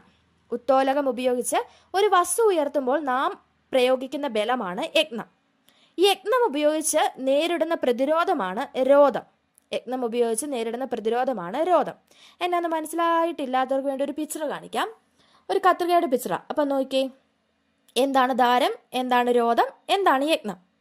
ഈ ഒരു പിക്ക് കണ്ടപ്പോൾ നിങ്ങൾക്ക് മനസ്സിലായി കാണും എന്താ അത്, അതിൻ്റെ ആധാരമാക്കിയേക്കുന്ന ബിന്ദുവാണ് ദാരം. പിന്നെ നാം ഉപയോഗിക്കുന്ന ബലമില്ലേ, ആ ബലത്തിന് പറയുന്നത് യജ്ഞം. ആ ബലം ഉപയോഗപ്പെടുന്ന ആ ഒരു സ്ഥലം അല്ലെങ്കിൽ നമ്മൾ പ്രയോഗിക്കുന്ന ആ ബലത്തിന് പറയുന്നതാണ് യജ്ഞം. പിന്നെ ആ യജ്ഞം ഉപയോഗിച്ച് ഉണ്ടാകുന്ന ഒരു പ്രതിരോധമില്ലേ, ആ പ്രതിരോധമാണ് രോധം. ലഘുയന്ത്രങ്ങളിൽ യജ്ഞത്തിന്റെ സ്ഥാനം മാറ്റി ക്രമീകരിച്ച് പ്രവൃത്തി കൂടുതൽ എളുപ്പമാക്കുന്നു. ലഘുയന്ത്രങ്ങൾക്ക് ഉദാഹരണമാണ് ഉത്തോലകങ്ങൾ, ചെരിവുതലം, ചക്രവും ദണ്ടും, ആപ്പ്, കപ്പി. ഉത്തോലകങ്ങൾ, ചെരിവുതലം, ചക്രവും ദണ്ടും, ആപ്പ്, കപ്പി. ഇതിൻ്റെ അകത്ത് ദാരം, രോധം, യജ്ഞം എന്താണെന്നൊന്ന് മനസ്സിലാക്കി വെച്ചേക്കുക. അത് മാത്രമേ ഈ പാഠത്തിൻ്റെ അകത്ത് മെയിനായിട്ട് പറഞ്ഞിട്ടുള്ളൂ. ഓക്കെ, ഈ ചാപ്റ്ററും കഴിഞ്ഞു. ഇനി അടുത്ത ചാപ്റ്റർ അറിവിൻ്റെ ജാലകങ്ങൾ. അറിവിൻ്റെ ജാലകങ്ങൾ. മാനത്തിൽ ചന്ദ്രനുണ്ടെന്ന് ചൊന്നതാരെന്റെ കൺമണി, ആരും ചൊല്ലിയതല്ലല്ലോ, കണ്ണാൽ ഞാൻ കണ്ടതല്ലയോ. ആരുടെ വരികളാണ്? ചെമ്മനം ചാക്കോടെ വരികളാണ്. ഇപ്പം നമുക്കറിയാം PSC LDC പരീക്ഷ ഫോളോ ചെയ്തൊരു പാറ്റേൺ ഉണ്ടായിരുന്നു. കുറേ ലൈൻസ് തന്നിട്ട് ഇതാരുടെ നമ്മൾ കേട്ടിട്ട് പോലും കാണത്തില്ല. അത് SCRT നിന്നും ഒക്കെ എടുത്ത് SCRT NCRT നിന്നൊക്കെ എടുത്ത വരികൾ തന്നെയാണ്, അല്ലാതെ വെളിയിൽ നിന്നൊന്നും കൊണ്ടുവന്നതല്ല. അപ്പം നമ്മൾ SCRT കാണുന്ന ലൈൻസ് നമ്മൾ ശ്രദ്ധിച്ച് വായിക്കണം. നേരത്തെ ഒന്നും നമ്മൾ അത്ര ഇമ്പോർട്ടൻസ് കൊടുത്ത് വായിക്കില്ല. ഇനി നമ്മൾ ആ വരികളും കൂടെ, അത് എഴുതിയത് ആരാന്നും കൂടെ, ചെറിയ കോഡ്സ് ഒക്കെ പറഞ്ഞിട്ടില്ലേ ടെക്സ്റ്റിൽ, അതൊക്കെ നമ്മൾ ജസ്റ്റ് ഒന്ന് ശ്രദ്ധിച്ച് ഒന്ന് വായിച്ചാൽ മതി. അത് കാണാപ്പാടം പഠിച്ചു വെക്കണമെന്നൊന്നുമില്ല. അത് കാണുമ്പോൾ ആരാന്നും നോക്കുക. അപ്പോൾ ഓപ്ഷൻ കാണുമ്പോൾ നമുക്ക് ഓട്ടോമാറ്റിക്കലി കിട്ടിക്കോളും. അപ്പോൾ ഇത് ആരുടെയായിരുന്നു? ചെമ്മനം ചാക്കോടെ. നാം ഒരു വസ്തുവിനെ കാണുമ്പോൾ പ്രതിബിംബം രൂപപ്പെടുന്നത് എവിടെയാണ്? റെറ്റിനയിൽ. നാം ഒരു വസ്തുവിനെ കാണുമ്പോൾ പ്രതിബിംബം രൂപപ്പെടുന്നത് എവിടെയാണ്? റെറ്റിനയിൽ. റെറ്റിനയിൽ പതിക്കുന്ന തലകീഴായ പ്രതിബിംബത്തെ തലച്ചോറിൽ എത്തിക്കുന്നത് നേത്രനാഡിയാണ്. റെറ്റിനയിൽ പതിക്കുന്ന തലകീഴായ പ്രതിബിംബത്തെ തലച്ചോറിൽ എത്തിക്കുന്നത് നേത്രനാഡിയാണ്. വസ്തുവിന്റെ യഥാർത്ഥവും നിവർന്നതുമായ കാഴ്ച സാധ്യമാക്കുന്നത് തലച്ചോറ്. വസ്തുവിന്റെ യഥാർത്ഥവും നിവർന്നതുമായ കാഴ്ച സാധ്യമാക്കുന്നത് തലച്ചോറ്. രണ്ട് കണ്ണും ഒരേ സമയം ഒരേ ബിന്ദുവിൽ കേന്ദ്രീകരിച്ച് കാണാൻ കഴിയുന്നതിനെ ദ്വിനേത്ര ദർശനം എന്ന് പറയുന്നു, അഥവാ ബൈനോക്കുലർ വിഷൻ. രണ്ട് കണ്ണും ഒരേ സമയം ഒരേ ബിന്ദുവിൽ കേന്ദ്രീകരിച്ച് കാണാൻ കഴിയുന്നതിനെ ദ്വിനേത്ര ദർശനം അഥവാ ബൈനോക്കുലർ വിഷൻ എന്ന് പറയുന്നു. ചോദിച്ചിട്ടുണ്ട്, അന്ധരായ ആളുകൾ സുരക്ഷിതമായി സഞ്ചരിക്കാൻ ഉപയോഗിക്കുന്ന വെളുത്ത വടിയാണ് വൈറ്റ് കെയിൻ. ഇതും ചോദിച്ചിട്ടുണ്ട്. അന്ധരായ ആളുകൾ സുരക്ഷിതമായി സഞ്ചരിക്കാൻ ഉപയോഗിക്കുന്ന വെളുത്ത വടിയാണ് എന്ത്? White cane. ഭാരം കുറഞ്ഞ പൊള്ളയായ ഒരു അലുമിനിയം ദണ്ഡാണ് വൈറ്റ് കെയിൻ. വടിയുടെ അടിയിൽ പിടിപ്പിച്ചിട്ടുള്ള ലോഹഭാഗം വസ്തുക്കളിൽ തട്ടിയുണ്ടാകുന്ന ശബ്ദത്തിൽ നിന്ന് വഴിയിലെ തടസ്സം തിരിച്ചറിയാനായിട്ട് കഴിയുന്നു.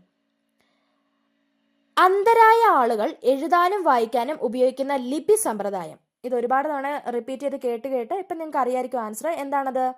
ബ്രെയിൽ ലിപി. അന്ധരായ ആളുകൾ എഴുതാനും വായിക്കാനും ഉപയോഗിക്കുന്ന ലിപി സമ്പ്രദായമാണ് ബ്രെയിൽ ലിപി. ബ്രെയിൽ ലിപി വികസിപ്പിച്ചത് ആരാണ്? Louis Braille. Louis Braille. Embossed മാപ്പുകൾ എന്നാൽ എന്താണ്? എംബോസ്ഡ് മാപ്പുകൾ ചോദിച്ചിട്ടുണ്ട്. ഇത് നമ്മുടെ SCRT കൊടുത്തേക്കുന്നുണ്ട്. നിങ്ങൾക്ക് അത്ര സുപരിചിതമായിരിക്കില്ല. PSC പഠിക്കുന്ന ഒരാളാണെങ്കിൽ അറിയായിരിക്കും. ഇപ്പം നമ്മൾ ആദ്യം ഒരു ബിഗിനറൊക്കെ ആണെങ്കിൽ ആദ്യമായിട്ട് കേൾക്കുമായിരിക്കും. എംബോസ്ഡ് മാപ്പുകൾ പശിയിൽ മുക്കിയ നൂലും മണലും ഉപയോഗിച്ച് സ്പർശിച്ചറിയാവുന്ന ഭൂപടങ്ങളാണ് എംബോസ്ഡ് മാപ്പുകൾ. അന്ധരെ സഹായിക്കാൻ ഉപയോഗിക്കുന്ന സംവിധാനങ്ങൾ ഏതൊക്കെയാ? വൈറ്റ് കെയിൻ, ബ്രെയിൽ ലിപി, ടാക്ടൈൽ വാച്ച്, ടോക്കിംഗ് വാച്ച്. മാറ്റിവെക്കപ്പെടുന്ന കണ്ണിലെ ഭാഗം ചോദിച്ചിട്ടുണ്ട്. മാറ്റിവെക്കപ്പെടുന്ന കണ്ണിലെ ഭാഗം ഏതാണ്? കോർണിയ. കണ്ണിന്റെ ആരോഗ്യത്തിന് ആവശ്യമായ വിറ്റാമിൻ A. ഒരേ സമയം കണ്ണുകളെ രണ്ട് വ്യത്യസ്ത ദിശകളിലേക്ക് ചലിപ്പിച്ച് വ്യത്യസ്ത കാഴ്ചകൾ ഒരേ സമയം കാണാൻ കഴിയുന്ന ജീവിയാണ് മരയോന്ത്. തല പിറകോട്ട് തിരിച്ച് പിറകിലെ കാഴ്ചകൾ കാണാൻ സാധിക്കുന്ന ജീവിയാണ് മൂങ്ങ. മങ്ങിയ പ്രകാശത്തില് പൂച്ചയ്ക്ക് കാഴ്ച സാധ്യമാകുന്നത് എന്തുകൊണ്ടാണ്? മങ്ങിയ പ്രകാശത്തിലും പൂച്ചയ്ക്ക് കാഴ്ച സാധ്യമാകുന്നത് എന്തുകൊണ്ടാണ്? പൂച്ചയുടെ കണ്ണിലെ കൃഷ്ണമണി രാത്രിയിൽ പരമാവധി വികസിക്കുന്നു. ഈച്ച, തുമ്പി എന്നിവയുടെ കണ്ണുകൾ നിരവധി അറകളായിട്ടാണ് കാണുന്നത്. ഇവ ഓരോന്നും ഓരോ ലെൻസുകളാണ്. ഇത്തരം കണ്ണുകൾ അറിയപ്പെടുന്നത് കോമ്പൗണ്ട് ഐസ്. പാമ്പുകൾക്ക് വായുവിലൂടെ വരുന്ന ശബ്ദം കേൾക്കുവാൻ കഴിയുന്നില്ല, എന്നാൽ പ്രതലത്തിലൂടെ വരുന്ന ശബ്ദം തിരിച്ചറിയാൻ കഴിയുന്നു. അതിന്റെ കാരണം എന്താണ്? പാമ്പുകൾക്ക് ആന്തരകർണം ഉള്ളതുകൊണ്ട്. ഘ്രാണശക്തി കൂടിയ ജീവി ഏതാണ്? സ്രാവ്. ഈ പറയുന്നതൊക്കെ LGS ടൈപ്പ് ഓഫ് ക്വസ്റ്റ്യൻ ആണ്. ഒരുപാട് തവണ LGS ചോദിച്ചിട്ടുണ്ട്. നമ്മൾ ഇതൊക്കെ കാണുമ്പോൾ സിമ്പിൾ ക്വസ്റ്റ്യൻ ഓർക്കും. പക്ഷേ നമുക്കറിയാലോ മരുഭൂമിയിലെ കപ്പൽ എന്നറിയപ്പെടുന്നത് ഒട്ടകം ഒരു PSC പരീക്ഷയ്ക്ക് ലേറ്റസ്റ്റ് ആയിട്ട് വന്ന. അപ്പോൾ ഈ ക്വസ്റ്റ്യൻ കാണുമ്പോഴത്തേക്കും ഇതൊന്നും ഇമ്പോർട്ടൻ്റ് അല്ലെന്ന് വെച്ച് തള്ളിക്കളയാൻ പാടില്ല. ഒന്ന് കേട്ടേക്കുക. നമ്മൾ ജസ്റ്റ് ഒന്ന് ഓഡിയോ കേൾക്കുന്ന കൂട്ടത്തിൽ തന്നെ ഒന്ന് മനസ്സിൽ ചിന്തിച്ചേക്കുക. അപ്പോൾ പിന്നെ മറന്നു പോകത്തില്ല. അപ്പോൾ എന്താ പറയുന്നത്, ഘ്രാണശക്തി കൂടിയ ജീവിയാണ് സ്രാവ്. മണത്തറിയാനുള്ള കഴിവ് ഏറെക്കുറെയുള്ള മറ്റൊരു ജീവിയാണ് നായ. മനുഷ്യന്റെ ജ്ഞാനേന്ദ്രിയങ്ങൾ ഏതെല്ലാമാണ്? കണ്ണ്, മൂക്ക്, ചെവി, ത്വക്ക്, നാക്ക്. രുചി അറിയിക്കുന്നത് നാക്ക്. പാമ്പ് ഗന്ധം തിരിച്ചറിയുന്നത് എന്തുകൊണ്ടാണ്? നാക്കുകൊണ്ട്. ഇതൊക്കെ നമുക്ക് അറിയാവുന്നതാണ്, എന്നാലും ഒന്ന് കേട്ടേക്കാം. ആഹാരത്തിലെ ഉപ്പ്, പുളി, മധുരം, കയ്പ് എന്നിവ അറിയുവാൻ സഹായിക്കുന്നത് നാവിലെ രാസമുകുളങ്ങളാണ്. മധുരത്തിന് കാരണമാകുന്ന രാസമുകുളങ്ങൾ കാണപ്പെടുന്നത് നാവിന്റെ മുകൾ ഭാഗത്താണ്. മധുരത്തിന് കാരണമാകുന്ന രാസമുകുളങ്ങൾ കാണപ്പെടുന്നത് നാവിന്റെ മുകൾ ഭാഗത്താണ്. ഉപ്പ്, പുളി എന്നിവയ്ക്ക് കാരണമാകുന്ന രാസമുകുളങ്ങൾ നാവിന്റെ ഇരുവശങ്ങളിലും കയ്പിന് കാരണമാകുന്ന രാസമുകുളങ്ങൾ നാവിന്റെ ഉൾഭാഗത്തുമാണ് കാണപ്പെടുന്നത്. അതൊന്ന് ഓർത്തോണം. മധുരത്തിന് കാരണമാകുന്ന രാസമുകുളങ്ങൾ നാവിന്റെ മുകൾ ഭാഗത്തും ഉപ്പ്, പുളി എന്നിവയ്ക്ക് കാരണമാകുന്ന രാസമുകുളങ്ങൾ നാവിന്റെ ഇരുവശങ്ങളിലും കയ്പിനാണെങ്കിൽ നാവിന്റെ ഉൾഭാഗത്തുമാണ് കാണപ്പെടുന്നത്. എന്താണ് സ്നെല്ലൻ ചാർട്ട്? കാഴ്ച പരിശോധിക്കാൻ ഉപയോഗിക്കുന്നതാണ് സ്നെല്ലൻ ചാർട്ട്. ചോദിച്ചിട്ടുണ്ട്. അതിന്റെ ദൂരവും ചോദിച്ചിട്ടുണ്ട്. എത്ര ദൂരം അകലെ നിന്നാണ് സ്നെല്ലൻ ചാർട്ട് വായിക്കേണ്ടത്? 6 മീറ്റർ ആണ്. എത്ര മീറ്റർ? 6 മീറ്റർ. ഏറ്റവും വലിയ ജ്ഞാനേന്ദ്രിയം ഏതാണ്? ത്വക്ക്. പണ്ട് കാലത്ത് PSCയുടെ ഒരു ഇഷ്ട ചോദ്യമായിരുന്നു. ഏറ്റവും വലിയ ജ്ഞാനേന്ദ്രിയം ഏതാണ്? ഏറ്റവും വലിയ ജ്ഞാനേന്ദ്രിയം ത്വക്ക്. ഏറ്റവും വലിയ അവയവം എന്ന് ചോദിച്ചാലും ഏതാണ്? ത്വക്ക് തന്നെയാണ്. സ്പർശം അറിയാൻ സഹായിക്കുന്നത് ത്വക്കാണ്. സ്പർശത്തിലൂടെ നമുക്ക് തിരിച്ചറിയാൻ സാധിക്കുന്നത് ചൂട്, മിനുസം, മാർദ്ദവം, ആകൃതി, വലുപ്പം. സ്പർശനത്തിലൂടെ നമുക്ക് തിരിച്ചറിയാൻ സാധിക്കുന്നത് ചൂട്, മിനുസം, മാർദ്ദവം, ആകൃതി, വലുപ്പം. ഈ സ്നെല്ലൻ ചാർട്ടിന്റെ ഒരു കുറച്ച് ഡീറ്റെയിൽസ് SCERT കൊടുത്തിട്ടുണ്ട്, അതുകൂടെ നോക്കാം. സ്നെല്ലൻ ചാർട്ടിൽ അക്ഷരങ്ങളോ അക്കങ്ങളോ ചിഹ്നങ്ങളോ വ്യത്യസ്ത വലുപ്പത്തിൽ 7 വരികളായി, എത്ര വരികളാ? 7 വരികളിലായി രേഖപ്പെടുത്തിയിരിക്കുന്നു. മുകളിൽ നിന്ന് താഴോട്ട് എത്ര വരികൾ ശരിയായി വായിക്കാൻ കഴിയുന്നുണ്ട് എന്ന് പരിശോധിച്ചാണ് കാഴ്ചശക്തി പ്രാഥമികമായി അളക്കുന്നത്. ഓക്കെ, അപ്പൊ സ്നെല്ലൻ ചാർട്ട് എന്താണെന്നറിയാലോ? കാഴ്ച പരിശോധിക്കാനാണ്. 6 മീറ്റർ ആണ് അതിന്റെ ഒരു ദൂരം എന്ന് പറയുന്നത്. ഏറ്റവും വലിയ ജ്ഞാനേന്ദ്രിയം, ഏറ്റവും വലിയ അവയവം ഏതാണ്? ത്വക്കാണ്. ഓക്കെ, ആ ചാപ്റ്ററും കഴിഞ്ഞു. ഇനി നമുക്ക് അടുത്ത ചാപ്റ്റർ നോക്കാം. ചാപ്റ്റർ 8 അകറ്റി നിർത്താം രോഗങ്ങളെ. ബയോളജിയിൽ നിന്ന് ഏറ്റവും കൂടുതൽ ക്വസ്റ്റ്യൻസ് വന്നിട്ടുള്ളത് ഈ ഒരു ചാപ്റ്ററിൽ നിന്ന് 5th സ്റ്റാൻഡേർഡിലെ അകറ്റി നിർത്താം രോഗങ്ങളെ. 10th സ്റ്റാൻഡേർഡിൽ നിന്നുണ്ട്, അങ്ങനെയല്ല. 5th സ്റ്റാൻഡേർഡിനെ സംബന്ധിച്ച് ബയോളജി ആ ഒരു ഭാഗത്തുനിന്ന് ഈ ഒരു ചാപ്റ്ററിൽ നിന്നാണ് ഏറ്റവും കൂടുതൽ ക്വസ്റ്റ്യൻ വന്നിട്ടുള്ളത്. അപ്പം അതിൻ്റേതായിട്ടുള്ള ഇമ്പോർട്ടൻസ് കൊടുത്ത് നിങ്ങൾ ക്ലാസ് കേൾക്കണം. ഓക്കെ, സൂക്ഷ്മജീവികൾക്ക് ഉദാഹരണം. സൂക്ഷ്മജീവികൾക്ക് ഉദാഹരണമാണ് വൈറസ്, ഫംഗസ്, ബാക്ടീരിയ. രോഗകാരികളായ സൂക്ഷ്മജീവികൾ ഒരാളിൽ നിന്ന് മറ്റൊരാളിലേക്ക് എത്തുന്നത് വെള്ളത്തിലൂടെ, ഭക്ഷണത്തിലൂടെ, വായുവിലൂടെ, ജീവികൾ വഴി. ഒരാളിൽ നിന്ന് മറ്റുള്ളവരിലേക്ക് പകരുന്ന രോഗങ്ങളാണ് പകർച്ചവ്യാധികൾ. നമുക്കറിയാം, വായുവിലൂടെ പകരുന്ന രോഗങ്ങൾ, ജലത്തിലൂടെ പകരുന്ന രോഗങ്ങൾ, ഇതൊക്കെ PSC എപ്പോഴും ചോദിക്കാറുള്ള ക്വസ്റ്റ്യൻ ആണ്. അപ്പോൾ നമുക്ക് പുസ്തകത്തിൽ കൊടുത്തിട്ടുള്ളത് നോക്കാം, എന്നിട്ട് നമ്മുടെ കോഡും നോക്കാം. വായുവിലൂടെ പകരുന്ന രോഗങ്ങളാണ് പുസ്തകത്തിൽ കൊടുത്തിട്ടുള്ളത് ജലദോഷം, ചിക്കൻ ബോക്സ്, മീസിൽസ്, ക്ഷയം. വെള്ളം, ആഹാരം എന്നിവയിലൂടെ പകരുന്നത് എലിപ്പനി, ടൈഫോയിഡ്, കോളറ, മഞ്ഞപ്പിത്തം. ഈച്ച മുഖേന കോളറ, വയറിളക്കം. കൊതുക് മുഖേന മന്ത്, മലമ്പനി, ഡെങ്കിപ്പനി, ചിക്കൻ ഗുനിയ. സമ്പർക്കം മുഖേന ചെങ്കണ്ണ്, കുഷ്ഠം. ഒന്നുകൂടെ നോക്കാം. വായുവിലൂടെ ജലദോഷം, ചിക്കൻ ബോക്സ്, മീസിൽസ്, ക്ഷയം. വെള്ളം, ആഹാരം എന്നിവയിലൂടെ എലിപ്പനി, ടൈഫോയിഡ്, കോളറ, മഞ്ഞപ്പിത്തം. ഈച്ച മുഖേന കോളറ, വയറിളക്കം. കൊതുക് മുഖേന മന്ത്, മലമ്പനി, ഡെങ്കിപ്പനി, ചിക്കൻ ഗുനിയ. സമ്പർക്കം മുഖേന ചെങ്കണ്ണ്, കുഷ്ഠം. ഇനി നമ്മുടെ കോഡ് നോക്കിയാലോ. വായുവിലൂടെ പകരുന്ന രോഗങ്ങൾക്ക് ഒരു ചെറിയ കോഡാണ്. മീനാക്ഷിക്ക് ചൊവ്വാദോഷമാണ്. മീനാക്ഷിക്ക് ചൊവ്വാദോഷമാണ്. മീനാക്ഷിക്കകത്തെ മീ എന്ന് പറയുന്നത് മീസിൽസ്, ചൊവ്വ എന്ന് പറയുന്നത് ആ ചായ എടുത്തിട്ട് ചിക്കൻ ബോക്സ്, മീനാക്ഷിക്ക് എന്നുള്ളതിൻ്റെ ഇക്ഷ ക്ഷയം, ചൊവ്വ ചിക്കൻ, ദോഷമാണ് ജലദോഷം. അപ്പോൾ ഒന്നുകൂടെ പറയാം. മീനാക്ഷിക്ക് ചൊവ്വാദോഷമാണ്. മീസിൽസ്, ക്ഷി മീനാക്ഷിക്ക് എന്നുള്ളതിൻ്റെ ഇക്ഷ ക്ഷയം, ചൊവ്വ ച എന്നുള്ളത് ചിക്കൻ, ദോഷത്തിൻ്റെ ദോഷം ജലദോഷം. ഇനി അടുത്തത് വെള്ളത്തിലൂടെ അല്ലെങ്കിൽ ആഹാരത്തിലൂടെ പകരുന്ന രോഗങ്ങൾ പഠിക്കാനൊരു ചെറിയ കോഡ്. കോളറും ടൈയുമിട്ട മഞ്ഞ എലി. കോളറും ടൈയുമിട്ട മഞ്ഞ എലി. കോളറ, ടൈഫോയിഡ്, മഞ്ഞ എലി എന്നുള്ളത് മഞ്ഞപ്പിത്തം, എലിപ്പനി. എന്താണ് ഡ്രൈ ഡേ ആചരണം? കൊതുകിന്റെ മുട്ട വിരിയുന്നത് 8 ദിവസം കൊണ്ടാണ്. കൊതുകിന്റെ മുട്ട വിരിയുന്നത് 8 ദിവസം കൊണ്ടാണ്. കൊതുക് മുട്ടയിടാൻ സാധ്യതയുള്ള ചിരട്ട, കളിപ്പാട്ടങ്ങൾ, പ്ലാസ്റ്റിക് പാത്രങ്ങൾ, മുട്ടത്തോട് തുടങ്ങിയവയിലെയും ചെടിച്ചട്ടിക്കടിയിലെ പാത്രം, ടെറസ് തുടങ്ങിയ സ്ഥലങ്ങളിലെയും കെട്ടി നിൽക്കുന്ന ജലം ആഴ്ചയിലൊരിക്കൽ ഒഴിവാക്കുന്നതാണ് ഡ്രൈ ഡേ ആചരണം. അപ്പോൾ ചോദിച്ചിട്ടുള്ളതാണ് ഡ്രൈ ഡേ എന്തുമായിട്ട് ബന്ധപ്പെട്ടാണ്. അപ്പോൾ കൊതുകിന്റെ മുട്ട വിരിയുന്നത് തടയാൻ വേണ്ടിയാണ് ഡ്രൈ ഡേ ആചരിക്കുന്നത്. നമ്മുടെ നാട്ടിൽ കണ്ടുവരുന്ന പകർച്ചവ്യാധികൾ ഏതൊക്കെയാണ്? ജലദോഷം, ചെങ്കണ്ണ്, കോളറ, ടൈഫോയിഡ്, ചിക്കൻ ഗുനിയ, ഡെങ്കിപ്പനി, മന്ത്, മഞ്ഞപ്പിത്തം, എലിപ്പനി. ഏതൊക്കെയാണ്? ജലദോഷം, ചെങ്കണ്ണ്, കോളറ, ടൈഫോയിഡ്, ചിക്കൻ ഗുനിയ, ഡെങ്കിപ്പനി, മന്ത്, മഞ്ഞപ്പിത്തം, എലിപ്പനി. ജീവനുള്ളവയിൽ മാത്രം വളരുന്ന സൂക്ഷ്മജീവികളാണ് വൈറസ്. ജീവനുള്ളവയിൽ മാത്രം വളരുന്ന സൂക്ഷ്മജീവികളാണ് വൈറസ്. പാല് തൈരാവാൻ കാരണം എന്താണ്? ബാക്ടീരിയ. ഓർത്തോണം, പാല് തൈരാവാൻ കാരണം ബാക്ടീരിയയാണ്. സൂപ്പർ ബഗ് ഒരു ഡാഷാണ്. സൂപ്പർ ബഗ് എന്താണ്? ഒരു ബാക്ടീരിയയാണ്. അടുത്ത ചോദ്യം പി എസ് റീസെന്റ് ആയിട്ട് ചോദിച്ചിട്ടുള്ളതാണ്. ജനിതക എഞ്ചിനീയറിംഗിലൂടെ സൂപ്പർ ബഗ് എന്ന ബാക്ടീരിയ വികസിപ്പിച്ചെടുത്തത് ആര്? ജനിതക എഞ്ചിനീയറിംഗിലൂടെ സൂപ്പർ ബഗ് എന്ന ബാക്ടീരിയയെ വികസിപ്പിച്ചെടുത്തത് ആനന്ദ് മോഹൻ ചക്രവർത്തിയാണ്.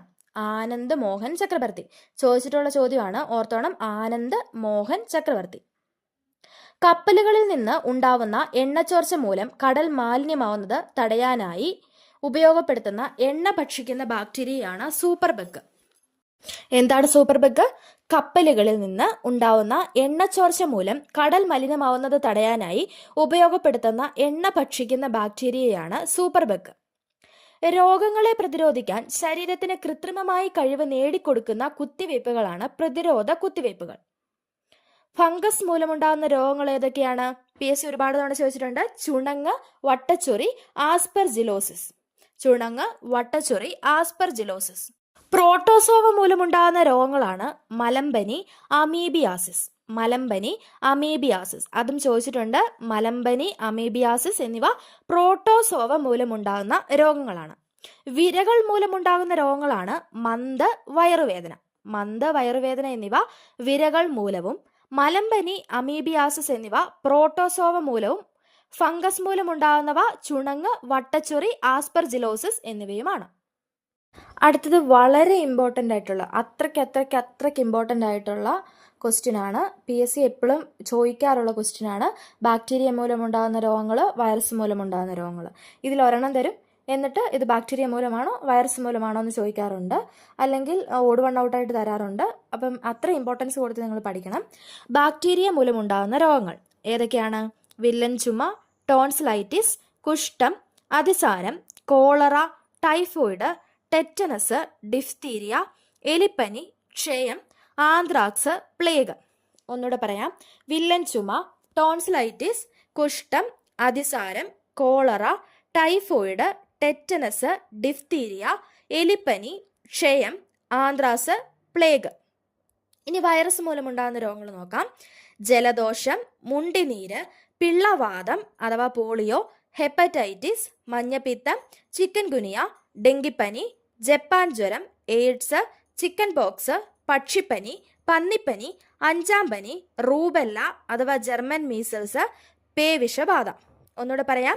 ജലദോഷം, മുണ്ടിനീര്, പിള്ളവാതം അഥവാ പോളിയോ, ഹെപ്പറ്റൈറ്റിസ്, മഞ്ഞപ്പിത്തം, ചിക്കൻ ഗുനിയ, ഡെങ്കിപ്പനി, ജപ്പാൻ ജ്വരം, എയ്ഡ്സ്, ചിക്കൻ പോക്സ്, പക്ഷിപ്പനി, പന്നിപ്പനി, അഞ്ചാം പനി, റൂബെല്ല, പേവിഷബാധ.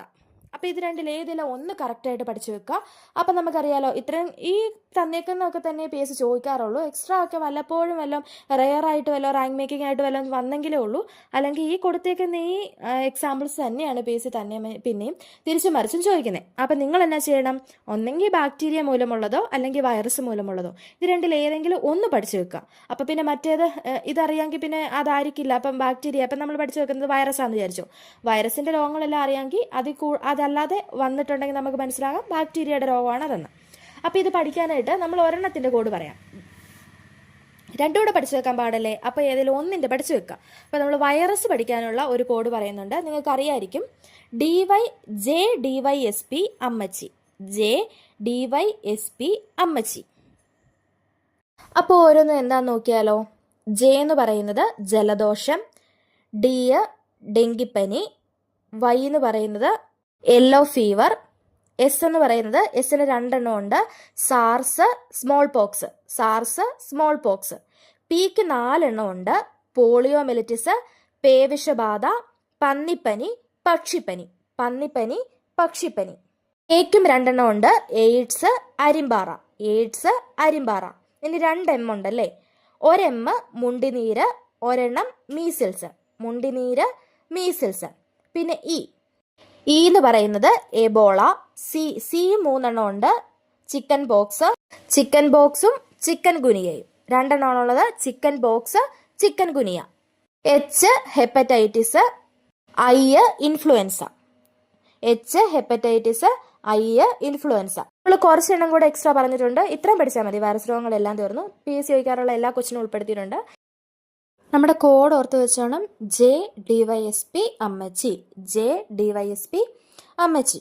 അപ്പോൾ ബാക്ടീരിയ രോഗങ്ങൾ ഏതെങ്കിലും ചോദിച്ചു കഴിഞ്ഞാൽ, വൈറസ് രോഗങ്ങൾ നമുക്കറിയാമെങ്കിൽ അതല്ല, നമുക്ക് എലിമിനേഷനിലൂടെ നമുക്ക് ഉത്തരം കണ്ടെത്താനായിട്ട് സാധിക്കും. ഓക്കെ, നമുക്ക് അടുത്ത ചാപ്റ്റർ നോക്കാം. ബഹിരാകാശം വിസ്മയങ്ങളുടെ ലോകം. ഇത് ഇമ്പോർട്ടൻ്റ് ചാപ്റ്ററാണ്, ശ്രദ്ധിച്ച് കേൾക്കുക. ഭൂമിയുടെ അന്തരീക്ഷത്തിനപ്പുറമുള്ള വിശാലമായ ശൂന്യാകാശമാണ് ബഹിരാകാശം. ഭൂമിയിലെ വായുമണ്ഡലം ഏകദേശം എത്ര കിലോമീറ്റർ വ്യാപിച്ചു കിടക്കുന്നു? 140 കിലോമീറ്റർ. ഭൂമിക്ക് ചുറ്റും ബഹിരാകാശമുണ്ട്. ഭൂമി ബഹിരാകാശത്തിലെ അനേകം കോടി ഗോളങ്ങളിൽ ഒന്നു മാത്രമാണ്. ബഹിരാകാശത്ത് ഭൂമിയുടെ ഏറ്റവും അടുത്തുള്ള ആകാശഗോളം ചന്ദ്രനാണ്. ഭൂമിയുടെ ഏറ്റവും അടുത്തുള്ള ആകാശഗോളം ഏതാണ്? ചന്ദ്രനാണ്. ഭൂമിയുടെ ഗോളാകൃതി ആദ്യമായി നേരിൽ കണ്ട വ്യക്തി ആരാണ്? Yuri Gagarin. ഏത് രാജ്യക്കാരനാണ്? റഷ്യക്കാരനാണ്. ആദ്യമായി ബഹിരാകാശ യാത്ര നടത്തിയ വ്യക്തിയും യൂറി ഗഗാറിനാണ്. പണ്ടൊക്കെ PSC സ്ഥിരം ചോദിച്ചുകൊണ്ടിരുന്ന ക്വസ്റ്റ്യൻ ആണ്. ആദ്യമായി ബഹിരാകാശ യാത്ര നടത്തിയ വ്യക്തിയാണ് യൂറി ഗഗാറിൻ. ആദ്യ ബഹിരാകാശ സഞ്ചാരിയായ യൂറി ഗഗാറിൻ ബഹിരാകാശത്ത് എത്തിയ വർഷമാണ് 1961 ഏപ്രിൽ 12. യൂറി ഗഗാറിനെ ബഹിരാകാശത്ത് എത്തിച്ച വാഹനമോ? വോസ്റ്റോക്ക് 1. അത് ചോദിച്ചിട്ടുള്ള ക്വസ്റ്റ്യൻ ആണ്. വോസ്റ്റോക്ക് 1 യൂറി ഗഗാറിനെ ബഹിരാകാശത്ത് എത്തിച്ച വാഹനമാണ്. യൂറി ഗഗാറിൻ ബഹിരാകാശത്ത് ചെലവഴിച്ച സമയം 108 മിനിറ്റുകൾ. ഇന്ത്യയുടെ ആദ്യത്തെ ബഹിരാകാശ ടെലസ്കോപ്പാണ് ആസ്ട്രോസാറ്റ്. എന്താണ്? ഇന്ത്യയുടെ ആദ്യത്തെ ബഹിരാകാശ ടെലസ്കോപ്പാണ് ആസ്ട്രോസാറ്റ്. ആദ്യത്തെ കൃത്രിമ ഉപഗ്രഹമോ? സ്പുട്നിക് 1 ചോദിച്ചിട്ടുണ്ട്. ആദ്യത്തെ കൃത്രിമ ഉപഗ്രഹമാണ് സ്പുട്നിക് 1. സ്പുട്നിക് 1 വിക്ഷേപിച്ച വർഷം 1957 ഒക്ടോബർ 4. Sputnik 1 വിക്ഷേപിച്ചത് 1957 October 4. അന്താരാഷ്ട്ര തലത്തിൽ ബഹിരാകാശ വാരമായി ആചരിക്കുന്നത് ഒക്ടോബർ 4 മുതൽ 10 വരെയാണ്. സ്പുട്നിക് 1 വിക്ഷേപിച്ച രാജ്യം സോവിയറ്റ് യൂണിയൻ ആണ്. അപ്പൊ ആദ്യത്തെ കൃത്രിമ ഉപഗ്രഹം ഏതാണ്? Sputnik 1 വിക്ഷേപിച്ചത് 1957 October 4. വിക്ഷേപിച്ച രാജ്യം സോവിയറ്റ് യൂണിയൻ. 3 മാസം മാത്രമായിരുന്നു സ്പുട്നിക് ഭൂമിയെ ചുറ്റിയത്. വിവിധ ആവശ്യങ്ങൾക്കായി മനുഷ്യർ ബഹിരാകാശത്തേക്ക് അയക്കുന്ന ഉപകരണങ്ങൾ അടങ്ങിയ പേടകങ്ങളാണ് കൃത്രിമോപഗ്രഹങ്ങൾ. അന്താരാഷ്ട്ര ബഹിരാകാശ സമാധാന ഉടമ്പടി നടന്നത് 1959 ഒക്ടോബർ 10. എസ്യാറ്റിലുള്ള ഫാക്ട്സ് ആണ്, അപ്പം ഒന്ന് ശ്രദ്ധിച്ചേക്കുക. അന്താരാഷ്ട്ര ബഹിരാകാശ സമാധാന ഉടമ്പടി നടന്നത് 1959 ഒക്ടോബർ 10. ഇന്ത്യയുടെ ആദ്യത്തെ കൃത്രിമോപഗ്രഹം ഏതാണ്? ആര്യഭട്ട. ഇന്ത്യയുടെ ആദ്യത്തെ കൃത്രിമ ഉപഗ്രഹമാണ് ആര്യഭട്ട. ഇന്ത്യയുടെ ആദ്യത്തെ ബഹിരാകാശ ടെലസ്കോപ്പ് ഏതാണെന്ന് നമ്മൾ പറഞ്ഞേ? ആസ്ട്രോസാറ്റ്. ഇന്ത്യയുടെ ആദ്യത്തെ കൃത്രിമ ഉപഗ്രഹമാണെങ്കിൽ ആര്യഭട്ട. ഇന്ത്യയുടെ ആദ്യ കൃത്രിമ ഉപഗ്രഹമായ ആര്യഭട്ട വിക്ഷേപിച്ച വർഷം 1975 ഏപ്രിൽ 19 സോവിയറ്റ് വിക്ഷേപണ വാഹനമായ ഇന്റർ കോസ്മോസ് ഉപയോഗിച്ച് റഷ്യയിൽ നിന്നാണ് ആര്യഭട്ട വിക്ഷേപിച്ചത്. അമേരിക്കയുടെ ആദ്യ ഉപഗ്രഹ വിക്ഷേപണം നടന്ന വർഷം 1958. ആദ്യമായി ബഹിരാകാശത്തെത്തിയ ജീവി ലൈക്ക എന്ന നായ. അപ്പം ഇന്ത്യയുടെ ആദ്യത്തെ കൃത്രിമോപഗ്രഹമാണ് ആര്യഭട്ട. ഇന്ത്യയുടെ ആദ്യ കൃത്രിമോപഗ്രഹമായ ആര്യഭട്ട വിക്ഷേപിച്ച വർഷം 1975 ഏപ്രിൽ 19. സോവിയറ്റ് വിക്ഷേപണ വാഹനമായ ഇന്റർ കോസ്മോസ് ഉപയോഗിച്ച് റഷ്യയിൽ നിന്നാണ് ആര്യഭട്ട വിക്ഷേപിച്ചത്. അമേരിക്കയുടെ ആദ്യ ഉപഗ്രഹ വിക്ഷേപണം നടന്നത് 1958 ആദ്യമായി ബഹിരാകാശത്തെത്തിയ ജീവി ലൈക്ക എന്ന നായയുമാണ്. ആദ്യമായി ബഹിരാകാശത്ത് ഒരു ജീവി എത്തിയ വർഷം 1957. 1960 സോവിയറ്റ് യൂണിയൻ സ്പുട്നിക് 3 പേടകത്തിൽ യാത്ര ചെയ്ത് ബഹിരാകാശത്ത് പോയി തിരിച്ചെത്തിയ ആദ്യ ജീവികളാണ് ബെൽക്ക, സ്ട്രെൽക്ക എന്നീ നായകൾ. പണ്ട് ചോദിച്ചിട്ടുണ്ട്, 1960 സോവിയറ്റ് യൂണിയൻ സ്പുട്നിക് 3 പേടകത്തിൽ യാത്ര ചെയ്ത് ബഹിരാകാശത്ത് പോയി തിരിച്ചെത്തിയ ആദ്യ ജീവികളാണ് ബെൽക്ക, സ്ട്രെൽക്ക എന്നീ നായകൾ. മനുഷ്യൻ ഇതുവരെ നിർമ്മിച്ച റോക്കറ്റുകളിൽ ഏറ്റവും വലുത് സാറ്റേൺ 5. പാഠപുസ്തക പ്രകാരമുള്ളതാണ് സാറ്റേൺ 5. പാഠപുസ്തകം കൊടുത്തിരിക്കുന്നത് സാറ്റേൺ 5 എന്നായിരുന്നു. ബഹിരാകാശ യാത്ര നടത്തിയ ആദ്യ ഇന്ത്യക്കാരൻ രാകേഷ് ശർമ്മ. ബഹിരാകാശ യാത്ര നടത്തിയ ആദ്യ ഇന്ത്യക്കാരൻ രാകേഷ് ശർമ്മ. പണ്ട് എപ്പോഴും ചോദിക്കുന്ന, ഇനി ചോദിച്ചു കൂടുന്നില്ല, ഓർത്തോണം. ബഹിരാകാശ യാത്ര നടത്തിയ ആദ്യ ഇന്ത്യക്കാരൻ ആരാണ്? രാകേഷ് ശർമ്മ. രാകേഷ് ശർമ്മ ബഹിരാകാശ യാത്ര നടത്തിയ വർഷം 1984. രാകേഷ് ശർമ്മ ബഹിരാകാശ യാത്ര നടത്തിയ വാഹനം സോവിയറ്റ് യൂണിയന്റെ സോയൂസ് T-11. രാകേഷ് ശർമ്മ ബഹിരാകാശത്ത് ചിലവഴിച്ച സമയം 7 ദിവസം 21 മണിക്കൂർ 40 മിനിറ്റ്. ബഹിരാകാശ സഞ്ചാരം നടത്തിയ ആദ്യ ഇന്ത്യൻ വനിത ആരാണെന്ന് ചോദിച്ചാൽ കൽപ്പന ചൗള. അമേരിക്കയുടെ കൊളംബിയ സ്പേസ് ഷട്ടിൽ പൊട്ടിത്തെറിച്ച് അന്തരിച്ച ഇന്ത്യൻ വംശജയായ ബഹിരാകാശ സഞ്ചാരിയാണ് കൽപ്പന ചൗള. 2003 ഫെബ്രുവരി 1. അപ്പം അതൊന്ന് ഓർത്തോണം. ബഹിരാകാശ സഞ്ചാരം നടത്തിയ ആദ്യ ഇന്ത്യൻ വനിത എന്ന് ചോദിച്ചാൽ കൽപ്പന ചൗളയാണ്. അമേരിക്കയുടെ കൊളംബിയ സ്പേസ് ഷട്ടിൽ പൊട്ടിത്തെറിച്ച് അന്തരിച്ച ഇന്ത്യൻ വംശജയായ ബഹിരാകാശ സഞ്ചാരിയാണ് കൽപ്പന ചൗള. കൽപ്പന ചൗള ബഹിരാകാശ യാത്ര നടത്തിയ വർഷങ്ങളാണ് 1997, 2003. ബഹിരാകാശത്ത് ഏറ്റവും കൂടുതൽ സമയം നടന്ന ഇന്ത്യൻ വംശജ. ഇടയ്ക്കൊരു ക്വസ്റ്റ്യൻ പേപ്പറിൽ റീസെന്റ് ആയിട്ട് ചോദിച്ചിട്ടുള്ളതാണ്. ബഹിരാകാശത്ത് ഏറ്റവും കൂടുതൽ സമയം നടന്ന ഇന്ത്യൻ വംശജയാണ് സുനിത വില്യംസ്. ബഹിരാകാശത്ത് ഏറ്റവും കൂടുതൽ സമയം ചെലവഴിച്ച ഇന്ത്യൻ വംശജ ആരാണ്? സുനിത വില്യംസ്. ബഹിരാകാശ യാത്ര നടത്തുമ്പോൾ ബഹിരാകാശ സഞ്ചാരികൾക്ക് ഭാരമില്ലായ്മ അനുഭവപ്പെടാൻ കാരണം നിർബാധം താഴെ വീഴുന്ന വസ്തുക്കൾക്ക് ഭാരമില്ലായ്മ അനുഭവപ്പെടും എന്നൊരു പ്രതിഭാസം. ഫ്രീ ഫോൾ എന്ന് പറയുന്ന ആ ഒരു കാരണം കൊണ്ടാണ് ഭാരമില്ലായ്മ അനുഭവപ്പെടുന്നത്. മനുഷ്യൻ കാലുകുത്തിയ ആദ്യ അന്യ ആകാശഗോളം. ചിലപ്പോൾ ഇതേപടി ചോദിക്കാം, അപ്പം നമുക്ക് ചിലപ്പോൾ തെറ്റിയുമ്പോൾ ഓർത്തോണം. മനുഷ്യൻ കാലുകുത്തിയ ആദ്യ അന്യ ആകാശഗോളം ഏതാണ്? നമുക്കറിയാം, ചന്ദ്രൻ. ചാന്ദ്രദിനം എന്നാണ്? ജൂലൈ 21. അമേരിക്കക്കാരനായ Neil Armstrong, Edwin Buzz Aldrin എന്നിവർ ചന്ദ്രനിൽ കാലുകുത്തിയത് 1969 ജൂലൈ 21. നീൽ ആംസ്ട്രോങ്ങും എഡ്വിൻ ബസ് ആൾഡ്രിൻ എന്നിവർ ചന്ദ്രനിൽ കാലുകുത്തിയത് 1969 ജൂലൈ 21. ആദ്യമായി ചന്ദ്രനിൽ ഇറങ്ങിയ വാഹനം ഏതാണ്? അപ്പോളോ 11. ഏതാണ്? അപ്പോളോ 11. അപ്പോളോ 11നെ നിയന്ത്രിച്ചത് മൈക്കൽ കോളിൻസ്. ആദ്യ ചന്ദ്രയാത്രയ്ക്ക് ശേഷം മനുഷ്യൻ എത്ര തവണ ചന്ദ്രനിൽ പോയി തിരിച്ചു വന്നിട്ടുണ്ട്? 5 തവണയാണ്. ഇന്ത്യൻ ബഹിരാകാശ പദ്ധതിയുടെ പിതാവ് ആരാണ്? ഇന്ത്യൻ ബഹിരാകാശ പദ്ധതിയുടെ പിതാവ് ചോദിച്ചിട്ടുള്ള ചോദ്യമാണ്. ഇന്ത്യൻ ബഹിരാകാശ പദ്ധതിയുടെ പിതാവാണ് വിക്രം സാരാഭായ്. ഇന്ത്യയുടെ ആദ്യ ചാന്ദ്ര പരിവേഷണ ദൗത്യം നമുക്ക് എല്ലാവർക്കും അറിയാം, ചന്ദ്രയാൻ 1 വിക്ഷേപിച്ചത് എന്നാണ്? PC ചോദിക്കാറുള്ള ക്വസ്റ്റ്യൻ ആണ്. ചന്ദ്രയാൻ 1ന്റെ ഡേറ്റ് 2008 ഒക്ടോബർ 22. 2008 ഒക്ടോബർ 22. ഇന്ത്യയുടെ ബഹിരാകാശ ഏജൻസി ഏതാണ്? ISRO. ISROയുടെ ഫുൾ ഫോം എന്താണ്? Indian space research organisation. എന്താണ്? Indian space research organisation. ISROയുടെ സ്ഥാപക ചെയർമാൻ ഡോക്ടർ വിക്രം സാരാഭായ്. ISROയുടെ ആസ്ഥാനം ബാംഗ്ലൂർ. ISRO സ്ഥാപിതമായത് 1969 ഓഗസ്റ്റ് 15. ഇമ്പോർട്ടൻ്റ് ആയിട്ടുള്ള ഫാക്ട്സ് ആണ് പറഞ്ഞത്. എന്നാണ് ചന്ദ്രയാൻ 1 വിക്ഷേപിച്ചത്? 2008 ഒക്ടോബർ 22. ഇന്ത്യയുടെ ബഹിരാകാശ ഏജൻസി ഏതാണ്? ISRO. ISROയുടെ ഫുൾ ഫോം ആണ് ഇന്ത്യൻ സ്പേസ് റിസർച്ച് ഓർഗനൈസേഷൻ. ISROയുടെ സ്ഥാപക ചെയർമാനാണ് ഡോക്ടർ വിക്രം സാരാഭായ്. ISROയുടെ ആസ്ഥാനം ബാംഗ്ലൂര്. ISRO സ്ഥാപിതമായത് 1969 ഓഗസ്റ്റ് 15. ISROയുടെ കീഴിലെ പ്രധാന സ്ഥാപനങ്ങൾ ഏതൊക്കെയാ?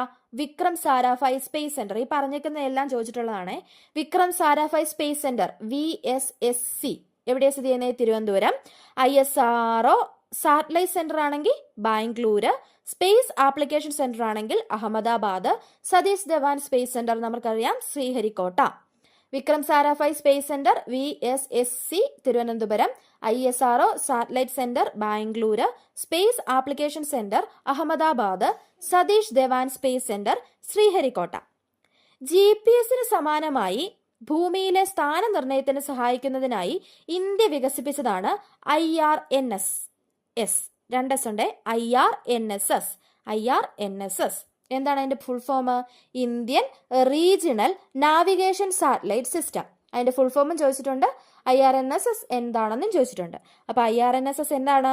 GPS സമാനമായി ഭൂമിയിലെ സ്ഥാനനിർണയത്തിന് സഹായിക്കുന്നതിനായി ഇന്ത്യ വികസിപ്പിച്ചതാണ് IRNSS, Indian regional navigation satellite system. തിരുവനന്തപുരത്തിനടുത്ത തുമ്പയിൽ Thumba equatorial rocket launching station TERLS. ഇതിൻ്റെയൊക്കെ ഫുൾ ഫോമുകൾ ചോദിക്കാറുണ്ട് കേട്ടോ. അപ്പം നിങ്ങൾ ആ ഫുൾ ഫോമുകൾ കൂടെ ഒന്ന് ഓർത്തിരുന്നോണം. TERLS എന്ന് പറഞ്ഞാൽ എന്നാ? തുമ്പ ഇക്വറ്റോറിയൽ റോക്കറ്റ് ലോഞ്ചിങ് സ്റ്റേഷൻ. അത് സ്ഥാപിച്ചത് ആരുടെ നേതൃത്വത്തിലായിരുന്നു? വിക്രം സാരാഭായ്. വാർത്താവിനിമയത്തിന് നാം ആശ്രയിക്കുന്ന ഉപഗ്രഹങ്ങളാണ് ഇൻസാറ്റുകൾ. ഭൂവിഭവ പഠനം, കാലാവസ്ഥാ പഠനം, മത്സ്യബന്ധനം തുടങ്ങിയ ആവശ്യങ്ങൾക്ക് ഉപയോഗിക്കുന്നവയാണ് IRS ഉപഗ്രഹങ്ങൾ. വിദ്യാഭ്യാസ കാര്യങ്ങൾക്ക് വേണ്ടി ഉപയോഗിക്കുന്നതാണ് EduSat. ഇത് 3 ചോദിച്ചിട്ടുണ്ട് കേട്ടോ. വാർത്താവിനിമയത്തിനാണ് ഇൻസാറ്റ്, ഭൂവിഭവ പഠനം, കാലാവസ്ഥാ പഠനം, മത്സ്യബന്ധനം തുടങ്ങിയവയാണെങ്കിൽ IRS, വിദ്യാഭ്യാസ കാര്യങ്ങൾക്കാണെങ്കിൽ EduSat. ഇനി വിവിധ രാജ്യങ്ങളുടെ ബഹിരാകാശ ഏജൻസികൾ ഏതൊക്കെയാണെന്ന് ചോദിക്കാം. SRT കൊടുത്തിട്ടുള്ള ഈ ഒരു എക്സാമ്പിൾസ് തന്നെയാണ് മിക്കപ്പോഴും PSC ചോദിക്കാറുള്ളത്. പഠിച്ചോണം. ഇന്ത്യയുടെ ആണെങ്കിൽ ഏതാ? ISRO. നമ്മൾ ഫുൾ ഫോം പറഞ്ഞായിരുന്നു, Indian space research organisation. USA ആണെങ്കിൽ നാസ. യൂറോപ്പിന്റെ ESA, Japan JAXA, Russia RSA, China CNSA. അപ്പോൾ ഒന്നുകൂടെ നോക്കാം. India ISRO, USA NASA, Europe ESA, Japan JAXA, Russia RSA, China CNSA. പൂർണ്ണമായും തദ്ദേശീയമായി വികസിപ്പിച്ച ഇന്ത്യയുടെ ആദ്യത്തെ കൃത്രിമോപഗ്രഹം ഏതാണ്? പൂർണ്ണമായും ദേശീയമായി വികസിപ്പിച്ച ഇന്ത്യയുടെ ആദ്യത്തെ കൃത്രിമോപഗ്രഹമാണ് രോഹിണി 1. രോഹിണി 1 വിക്ഷേപിച്ചത് ശ്രീഹരിക്കോട്ടയിൽ നിന്നാണ് 1979 ഓഗസ്റ്റ് 10. രോഹിണി 1 വിക്ഷേപിച്ചത് ശ്രീഹരിക്കോട്ടയിൽ നിന്ന് 1979 ഓഗസ്റ്റ് 10. രോഹിണി 1ന്റെ വിക്ഷേപണ വാഹനമാണ് SLV-3. ഇത് ചോദിച്ചിട്ടുള്ളതാണ്. രോഹിണി 1ന്റെ വിക്ഷേപണ വാഹനമാണ് SLV-3. ചന്ദ്രോപരിതലത്തിൽ ജലാശയത്തെക്കുറിച്ചുള്ള വിവരങ്ങൾ നൽകിയ ചന്ദ്രയാൻ 1ൽ നാസ ഘടിപ്പിച്ചിരുന്ന പരീക്ഷണ ഉപഗ്രഹമാണ് മൂൺ മിനറോളജി മാപ്പർ. ഇനി ചന്ദ്രയാൻ 1നെ കുറിച്ചുള്ള കുറച്ച് ഫാക്ട്സ് ആണ് പറഞ്ഞിട്ടുള്ളത്. ഇന്ത്യയുടെ പ്രഥമ ചാന്ദ്രദൗത്യമാണ് ചന്ദ്രയാൻ 1. വിക്ഷേപിച്ച തീയതി എത്രയായിരുന്നു? 2008 ഒക്ടോബർ 22 എന്നാണ്. 2008 ഒക്ടോബർ 22. വിക്ഷേപണ വാഹനം അല്ലെങ്കിൽ വിക്ഷേപണ സ്ഥലം ശ്രീഹരിക്കോട്ട. വിക്ഷേപണ റോക്കറ്റ് PSLV-C11. ഇമ്പോർട്ടൻ്റ് ആണ്. ചന്ദ്രയാൻ 1 ഇന്ത്യയുടെ പ്രഥമ ചാന്ദ്രദൗത്യം. വിക്ഷേപണ തീയതി 2008 ഒക്ടോബർ 22. വിക്ഷേപണ സ്ഥലം ശ്രീഹരിക്കോട്ട. വിക്ഷേപണ റോക്കറ്റ് PSLV-C11. ഇന്ത്യയുടെ മൂൺ ഇമ്പാക്ട് പ്രോബും നാസയുടെ മൂൺ മിനറോളജി മാപ്പറും ചന്ദ്രനിൽ ജലസാന്നിധ്യം കണ്ടെത്തിയിട്ടുണ്ടായിരുന്നു. മൂൺ ഇമ്പാക്ട് പ്രോബ് ചന്ദ്രനിൽ ഇടിച്ചിറങ്ങിയത് 2008 നവംബർ 14 ഇന്ത്യയുടെ പ്രഥമ സൗര പരിവേഷണ ദൗത്യം ഏതെന്ന് ചോദിച്ചാൽ ആദിത്യ L1 ചോദിച്ചിട്ടുണ്ട്. ഇന്ത്യയുടെ പ്രഥമ സൗര പരിവേഷണ ദൗത്യം ആദിത്യ L1. ഇനി മനുഷ്യന്റെ ചന്ദ്രയാത്രകളെ കുറിച്ച് നമ്മുടെ SCRT-യിൽ ഒരു ബോക്സ് കൊടുത്തിട്ടുണ്ട്. അതും ജസ്റ്റ് ഒന്ന് നമ്മൾ നോക്കിയിരിക്കണം. എല്ലാം ഒന്നും ചോദിച്ചില്ലെങ്കിലും അപ്പോളോ 11ന്റെ കാര്യമൊക്കെ PSC എപ്പോഴും ചോദിക്കാറുള്ളതാണ്. ജസ്റ്റ് ഒന്ന് വായിച്ച് വെച്ചേക്കുക. ഒറ്റത്തവണ ഒന്ന് റീഡ് ചെയ്ത് നോക്കുക. പിന്നെ നിങ്ങൾക്ക് റാങ്ക് മേക്കിംഗ് ആയിട്ട് ഇനി അത് വരില്ല എന്നൊന്നും പറയാൻ പറ്റത്തില്ല. അപ്പം നിങ്ങൾ ഒന്ന് മനസ്സിരുത്തി ഒന്ന് വായിച്ചു നോക്കുക. ഇനി അടുത്തത് മംഗൾയാൻ. ഇന്ത്യയുടെ പ്രഥമ ചൊവ്വ പരിവേഷണമാണ് മംഗൾയാൻ. ഇന്ത്യയുടെ പ്രഥമ ചൊവ്വ പരിവേഷണം, ചൊവ്വ ചോദിച്ചിട്ടുണ്ട്, ചൊവ്വ പരിവേഷണമാണ് മംഗൾയാൻ. ഈ മംഗൾയാനും ആദിത്യ L1 ചന്ദ്രയാൻ 1 എല്ലാം കൂടെ ഒന്നിച്ച് വരുമ്പം അറിയാവുന്ന ക്വസ്റ്റ്യൻ നമുക്ക് മാറിപ്പോകും. അപ്പം നിങ്ങൾ ഈ കുഞ്ഞു കാര്യം കാണുമ്പോൾ ഇത് അറിയാലോ എന്ന് ചിന്തിക്കല്, അതൊന്ന് ശ്രദ്ധിച്ചേക്കുക. ഇന്ത്യയുടെ പ്രഥമ ചൊവ്വ പരിവേഷണമാണ് മംഗൾയാൻ. 2013 നവംബർ 5 ശ്രീഹരിക്കോട്ടയിൽ നിന്നും PSLV C-25 എന്ന റോക്കറ്റിൽ വിക്ഷേപിച്ചു. ഓർത്തിരിക്കുക, മംഗൾയാൻ ചൊവ്വ പരിവേഷണം 2013 നവംബർ 5 ശ്രീഹരിക്കോട്ടയിൽ നിന്നും PSLV C-25 എന്ന റോക്കറ്റിൽ വിക്ഷേപിച്ചു. ചൊവ്വയുടെ അന്തരീക്ഷം, മണ്ണ് എന്നിവയുടെ ഘടന, ജീവജല സാന്നിധ്യം തുടങ്ങിയവ കണ്ടെത്തുകയായിരുന്നു ഈ പദ്ധതിയുടെ ലക്ഷ്യം. മാർസ് ഓർബിറ്റർ മിഷൻ MOM എന്നാണ് മംഗൾയാൻ ദൗത്യം ഔദ്യോഗികമായി അറിയപ്പെടുന്നത്. എന്താണ് MOM? Mars orbiter mission. 2014 September 24 Mangalyaan ഭ്രമണപഥത്തിലെത്തിയത്. എന്നാണ് 2014 സെപ്റ്റംബർ 24. അപ്പോൾ ഈ മംഗൾയാൻ ഓർത്തിരുന്നോണം, പ്രഥമ ചൊവ്വ പരിവേഷണമാണ്. 2013 നവംബർ 5 ശ്രീഹരിക്കോട്ടയിൽ നിന്ന് വിക്ഷേപിച്ചു. ഏതായിരുന്നു വിക്ഷേപണ വാഹനം? PSLV C-25. സോഷ്യൽ സയൻസിൻ്റെ 5th സ്റ്റാൻഡേർഡിലെ എല്ലാ ക്ലാസ്സും നമ്മൾ അപ്ലോഡ് ചെയ്തിട്ടുണ്ട്. കാണാത്തവർ പോയി കാണണം. അതിൻ്റെ ലിങ്ക് എല്ലാം ഡിസ്ക്രിപ്ഷൻ ബോക്സിൽ കൊടുത്തിട്ടുണ്ടായിരിക്കും. അപ്പോൾ നമുക്ക് ലാസ്റ്റ് ചാപ്റ്ററിലേക്ക് കിടക്കാം. ചാപ്റ്റർ 10 ജന്തുവിശേഷങ്ങൾ. ഏത് പക്ഷി നിരീക്ഷകന്റെ ജന്മദിനമാണ് ദേശീയ പക്ഷി നിരീക്ഷണ ദിനമായി ആചരിക്കുന്നത്? ഏത് പക്ഷി നിരീക്ഷകന്റെ ജന്മദിനമാണ് ദേശീയ പക്ഷി നിരീക്ഷണ ദിനമായി ആചരിക്കുന്നത്? ഡോക്ടർ സലീം അലി. ദേശീയ പക്ഷി നിരീക്ഷണ ദിനം എന്നാണ്? നവംബർ 12. ഓർത്തോണം, നവംബർ 12 ദേശീയ പക്ഷി നിരീക്ഷണ ദിനം. Birds of India, birds of Kerala എന്നീ ഗ്രന്ഥങ്ങൾ രചിച്ചത് Salim Ali. Birds of India, birds of Kerala എന്നീ ഗ്രന്ഥങ്ങൾ രചിച്ചത് ആരാണ്? സലീം അലി. സലീം അലിയുടെ ആത്മകഥയാണ് ഒരു കുരുവിയുടെ പതനം. ചോദിച്ചിട്ടുണ്ട്, ഒരു കുരുവിയുടെ പതനം ആരുടെ ആത്മകഥയാണ്? ഡോക്ടർ സലീം അലി. ദേശാടന പക്ഷികൾ ധാരാളമായി വിരുന്നെത്തുന്ന കേരളത്തിലെ പക്ഷി സങ്കേതങ്ങളാണ് കടലുണ്ടി, തട്ടേക്കാട്, കുമരകം. കടലുണ്ടി, തട്ടേക്കാട്, കുമരകം. അന്യദേശങ്ങളിൽ നിന്ന് അനുകൂല ജീവിത സാഹചര്യങ്ങൾ തേടി നമ്മുടെ നാട്ടിലെത്തുന്ന ദേശാടന പക്ഷികളാണ് നാഗമോഹൻ, ചിലയിനം എരണ്ടകൾ, മണൽക്കോഴി എന്നിവ. അപ്പൊ അന്യദേശങ്ങളിൽ നിന്ന് അനുകൂല ജീവിത സാഹചര്യങ്ങൾ തേടി നമ്മുടെ നാട്ടിലെത്തുന്ന ദേശാടന പക്ഷികൾ ഏതൊക്കെയാ? നാഗമോഹൻ, ചിലയിനം എരണ്ടകൾ, മണൽക്കോഴി. ഇനി പക്ഷികളും അതിന്റെ അടയിരിപ്പ് കാലവും എന്തേരെയാണെന്ന് നോക്കാം. പണ്ടൊക്കെ PSC ചോദിച്ചുകൊണ്ടിരുന്നതാണ്, ഇനി ചോദിക്കത്തില്ലെന്നില്ല. അപ്പോൾ ഒന്ന് ഓർത്തേക്കാം. കോഴിയുടെയാണ് 21 ദിവസം, പ്രാവ് 14, കുരുവി 14, ഒട്ടകപ്പക്ഷി 42, ലവ് ബേർഡ്സ് 22 to 25. കോഴി 21, പ്രാവ് 14, കുരുവി 14, ഒട്ടകപ്പക്ഷി 42, ലവ് ബേർഡ്സ് 22 to 25. ഉറുമ്പ്, പുൽച്ചാടി, ശലഭങ്ങൾ, വണ്ട്, ഈച്ച എന്നിവ പൊതുവായി അറിയപ്പെടുന്നത് പ്രാണികൾ. മത്തി, അയല, വരാൽ, മുഷി, ഗപ്പി എന്നിവ ഉൾപ്പെടുന്ന വിഭാഗം മത്സ്യങ്ങൾ. മുതല, പാമ്പ്, പല്ലി, അരണ, ഓന്താണെങ്കിലോ ഉരകങ്ങൾ. കരയിലും വെള്ളത്തിലും ജീവിക്കാൻ കഴിയുന്ന നട്ടലുള്ള ജീവികളാണ് ഉഭയജീവികൾ. ചിലപ്പോൾ ഇതേ ലൈൻസ് എടുത്തിട്ട് ഇതെന്നാ ചോദിക്കാം. ഇത് നമുക്ക് അറിയാലോ എന്ന് വിചാരിച്ചിരിക്കും, പക്ഷെ ഓപ്ഷൻ കാണുമ്പോൾ നമുക്ക് കൺഫ്യൂഷൻ അടിക്കും, ഉറപ്പാണ്. ചെറിയ ചോദ്യങ്ങൾ കാണുമ്പോൾ നമുക്ക് ഏറ്റവും കൂടുതൽ കൺഫ്യൂഷൻ ഉണ്ടാകുന്നത്. അപ്പോൾ ഇത്തരം ചെറിയ ചോദ്യങ്ങൾ കാണുമ്പം നമ്മളതൊന്ന് വായിച്ച് ഓർമ്മ നമ്മുടെ മനസ്സിൽ നിൽക്കണമെങ്കിൽ വായിച്ചാലല്ലേ പറ്റുള്ളൂ. അപ്പോൾ ഒന്ന് ശ്രദ്ധിക്കുക. കരയിലും വെള്ളത്തിലും ജീവിക്കാൻ കഴിയുന്ന നട്ടലുള്ള ജീവികളാണ് ഉഭയജീവികൾ. ഉഭയജീവികൾക്ക് ഉദാഹരണമാണ് തവള, സാലമാൻഡർ, സീസീലിയൻ. തവള, സാലമാൻഡർ, സീസീലിയൻ എന്നിവയൊക്കെ എന്താണ്? ഉഭയജീവികൾ. ചില ജീവികളുടെ മുട്ട വിരിഞ്ഞുണ്ടാകുന്ന കുഞ്ഞുങ്ങൾ മാതൃജീവിയോട് സാദൃശ്യമില്ലാത്തവയാണ്. ഇവയാണ് ലാർവകൾ.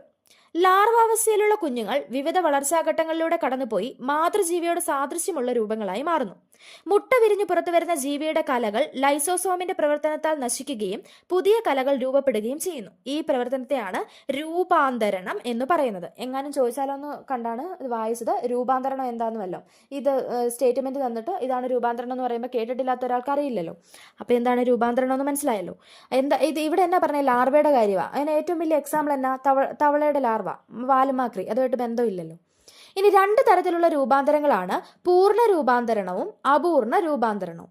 പൂർണ്ണ രൂപാന്തരണത്തിൽ മുട്ട വിരിഞ്ഞ് പുറത്തു വരുന്ന ജീവികൾക്ക് മാതൃജീവിയുമായി യാതൊരു സാദൃശ്യവും ഉണ്ടാവില്ല. ഇതിനെ ലാർവ എന്ന് പറയുന്നു. ലാർവ പ്യൂപ്പയായി മാറുന്നു.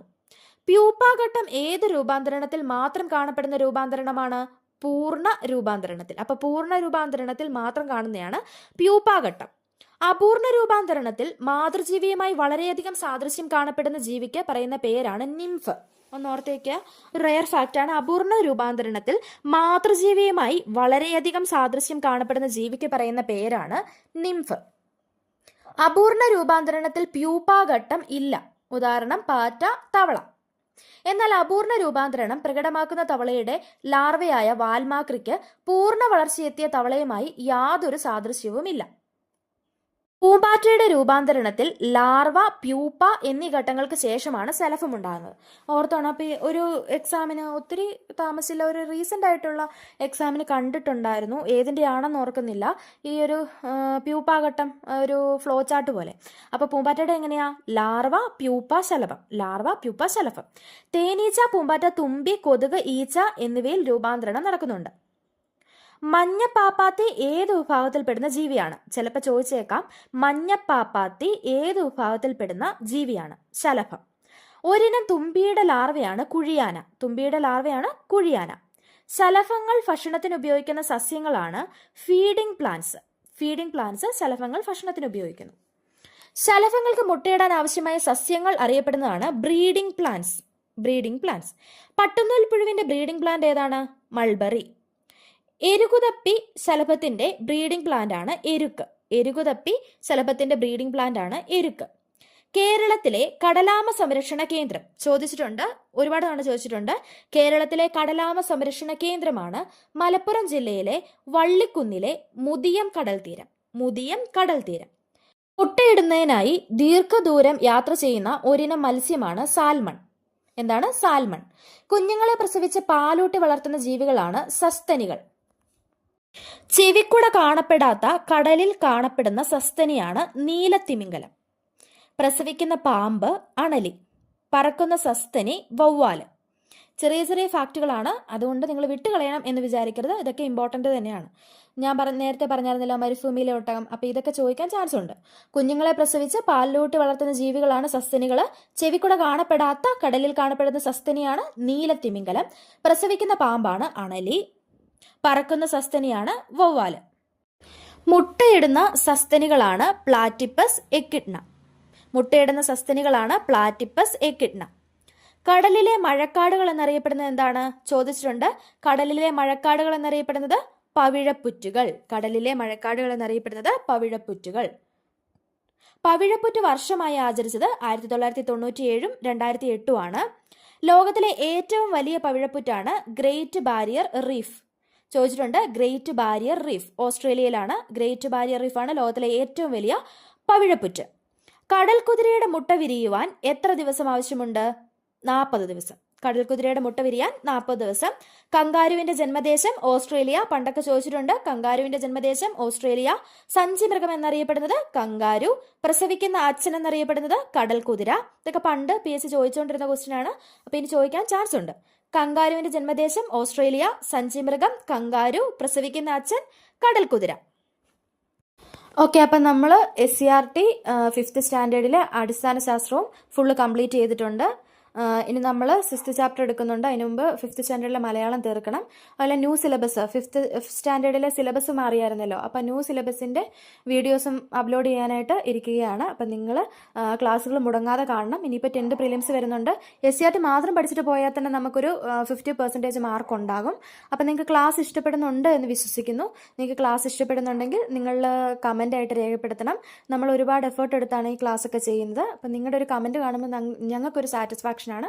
വേറൊന്നും പ്രതീക്ഷിക്കുന്നില്ല. ഒരു കമൻറ്റും ഒരു ലൈക്കും തരണം. അതുപോലെ നിങ്ങൾക്ക് ഇഷ്ടപ്പെടുന്നുണ്ടെങ്കിൽ, ചാനൽ ഇഷ്ടപ്പെടുന്നുണ്ട്, നിങ്ങൾക്ക് ഉപകാരപ്പെടുന്നുണ്ട് എങ്കിൽ മാത്രം നിങ്ങൾ മറ്റുള്ളവരിലേക്ക് കൂടി ഷെയർ ചെയ്യണം. ഓക്കെ, അടുത്ത വീഡിയോയുമായിട്ട് കാണാം. താങ്ക്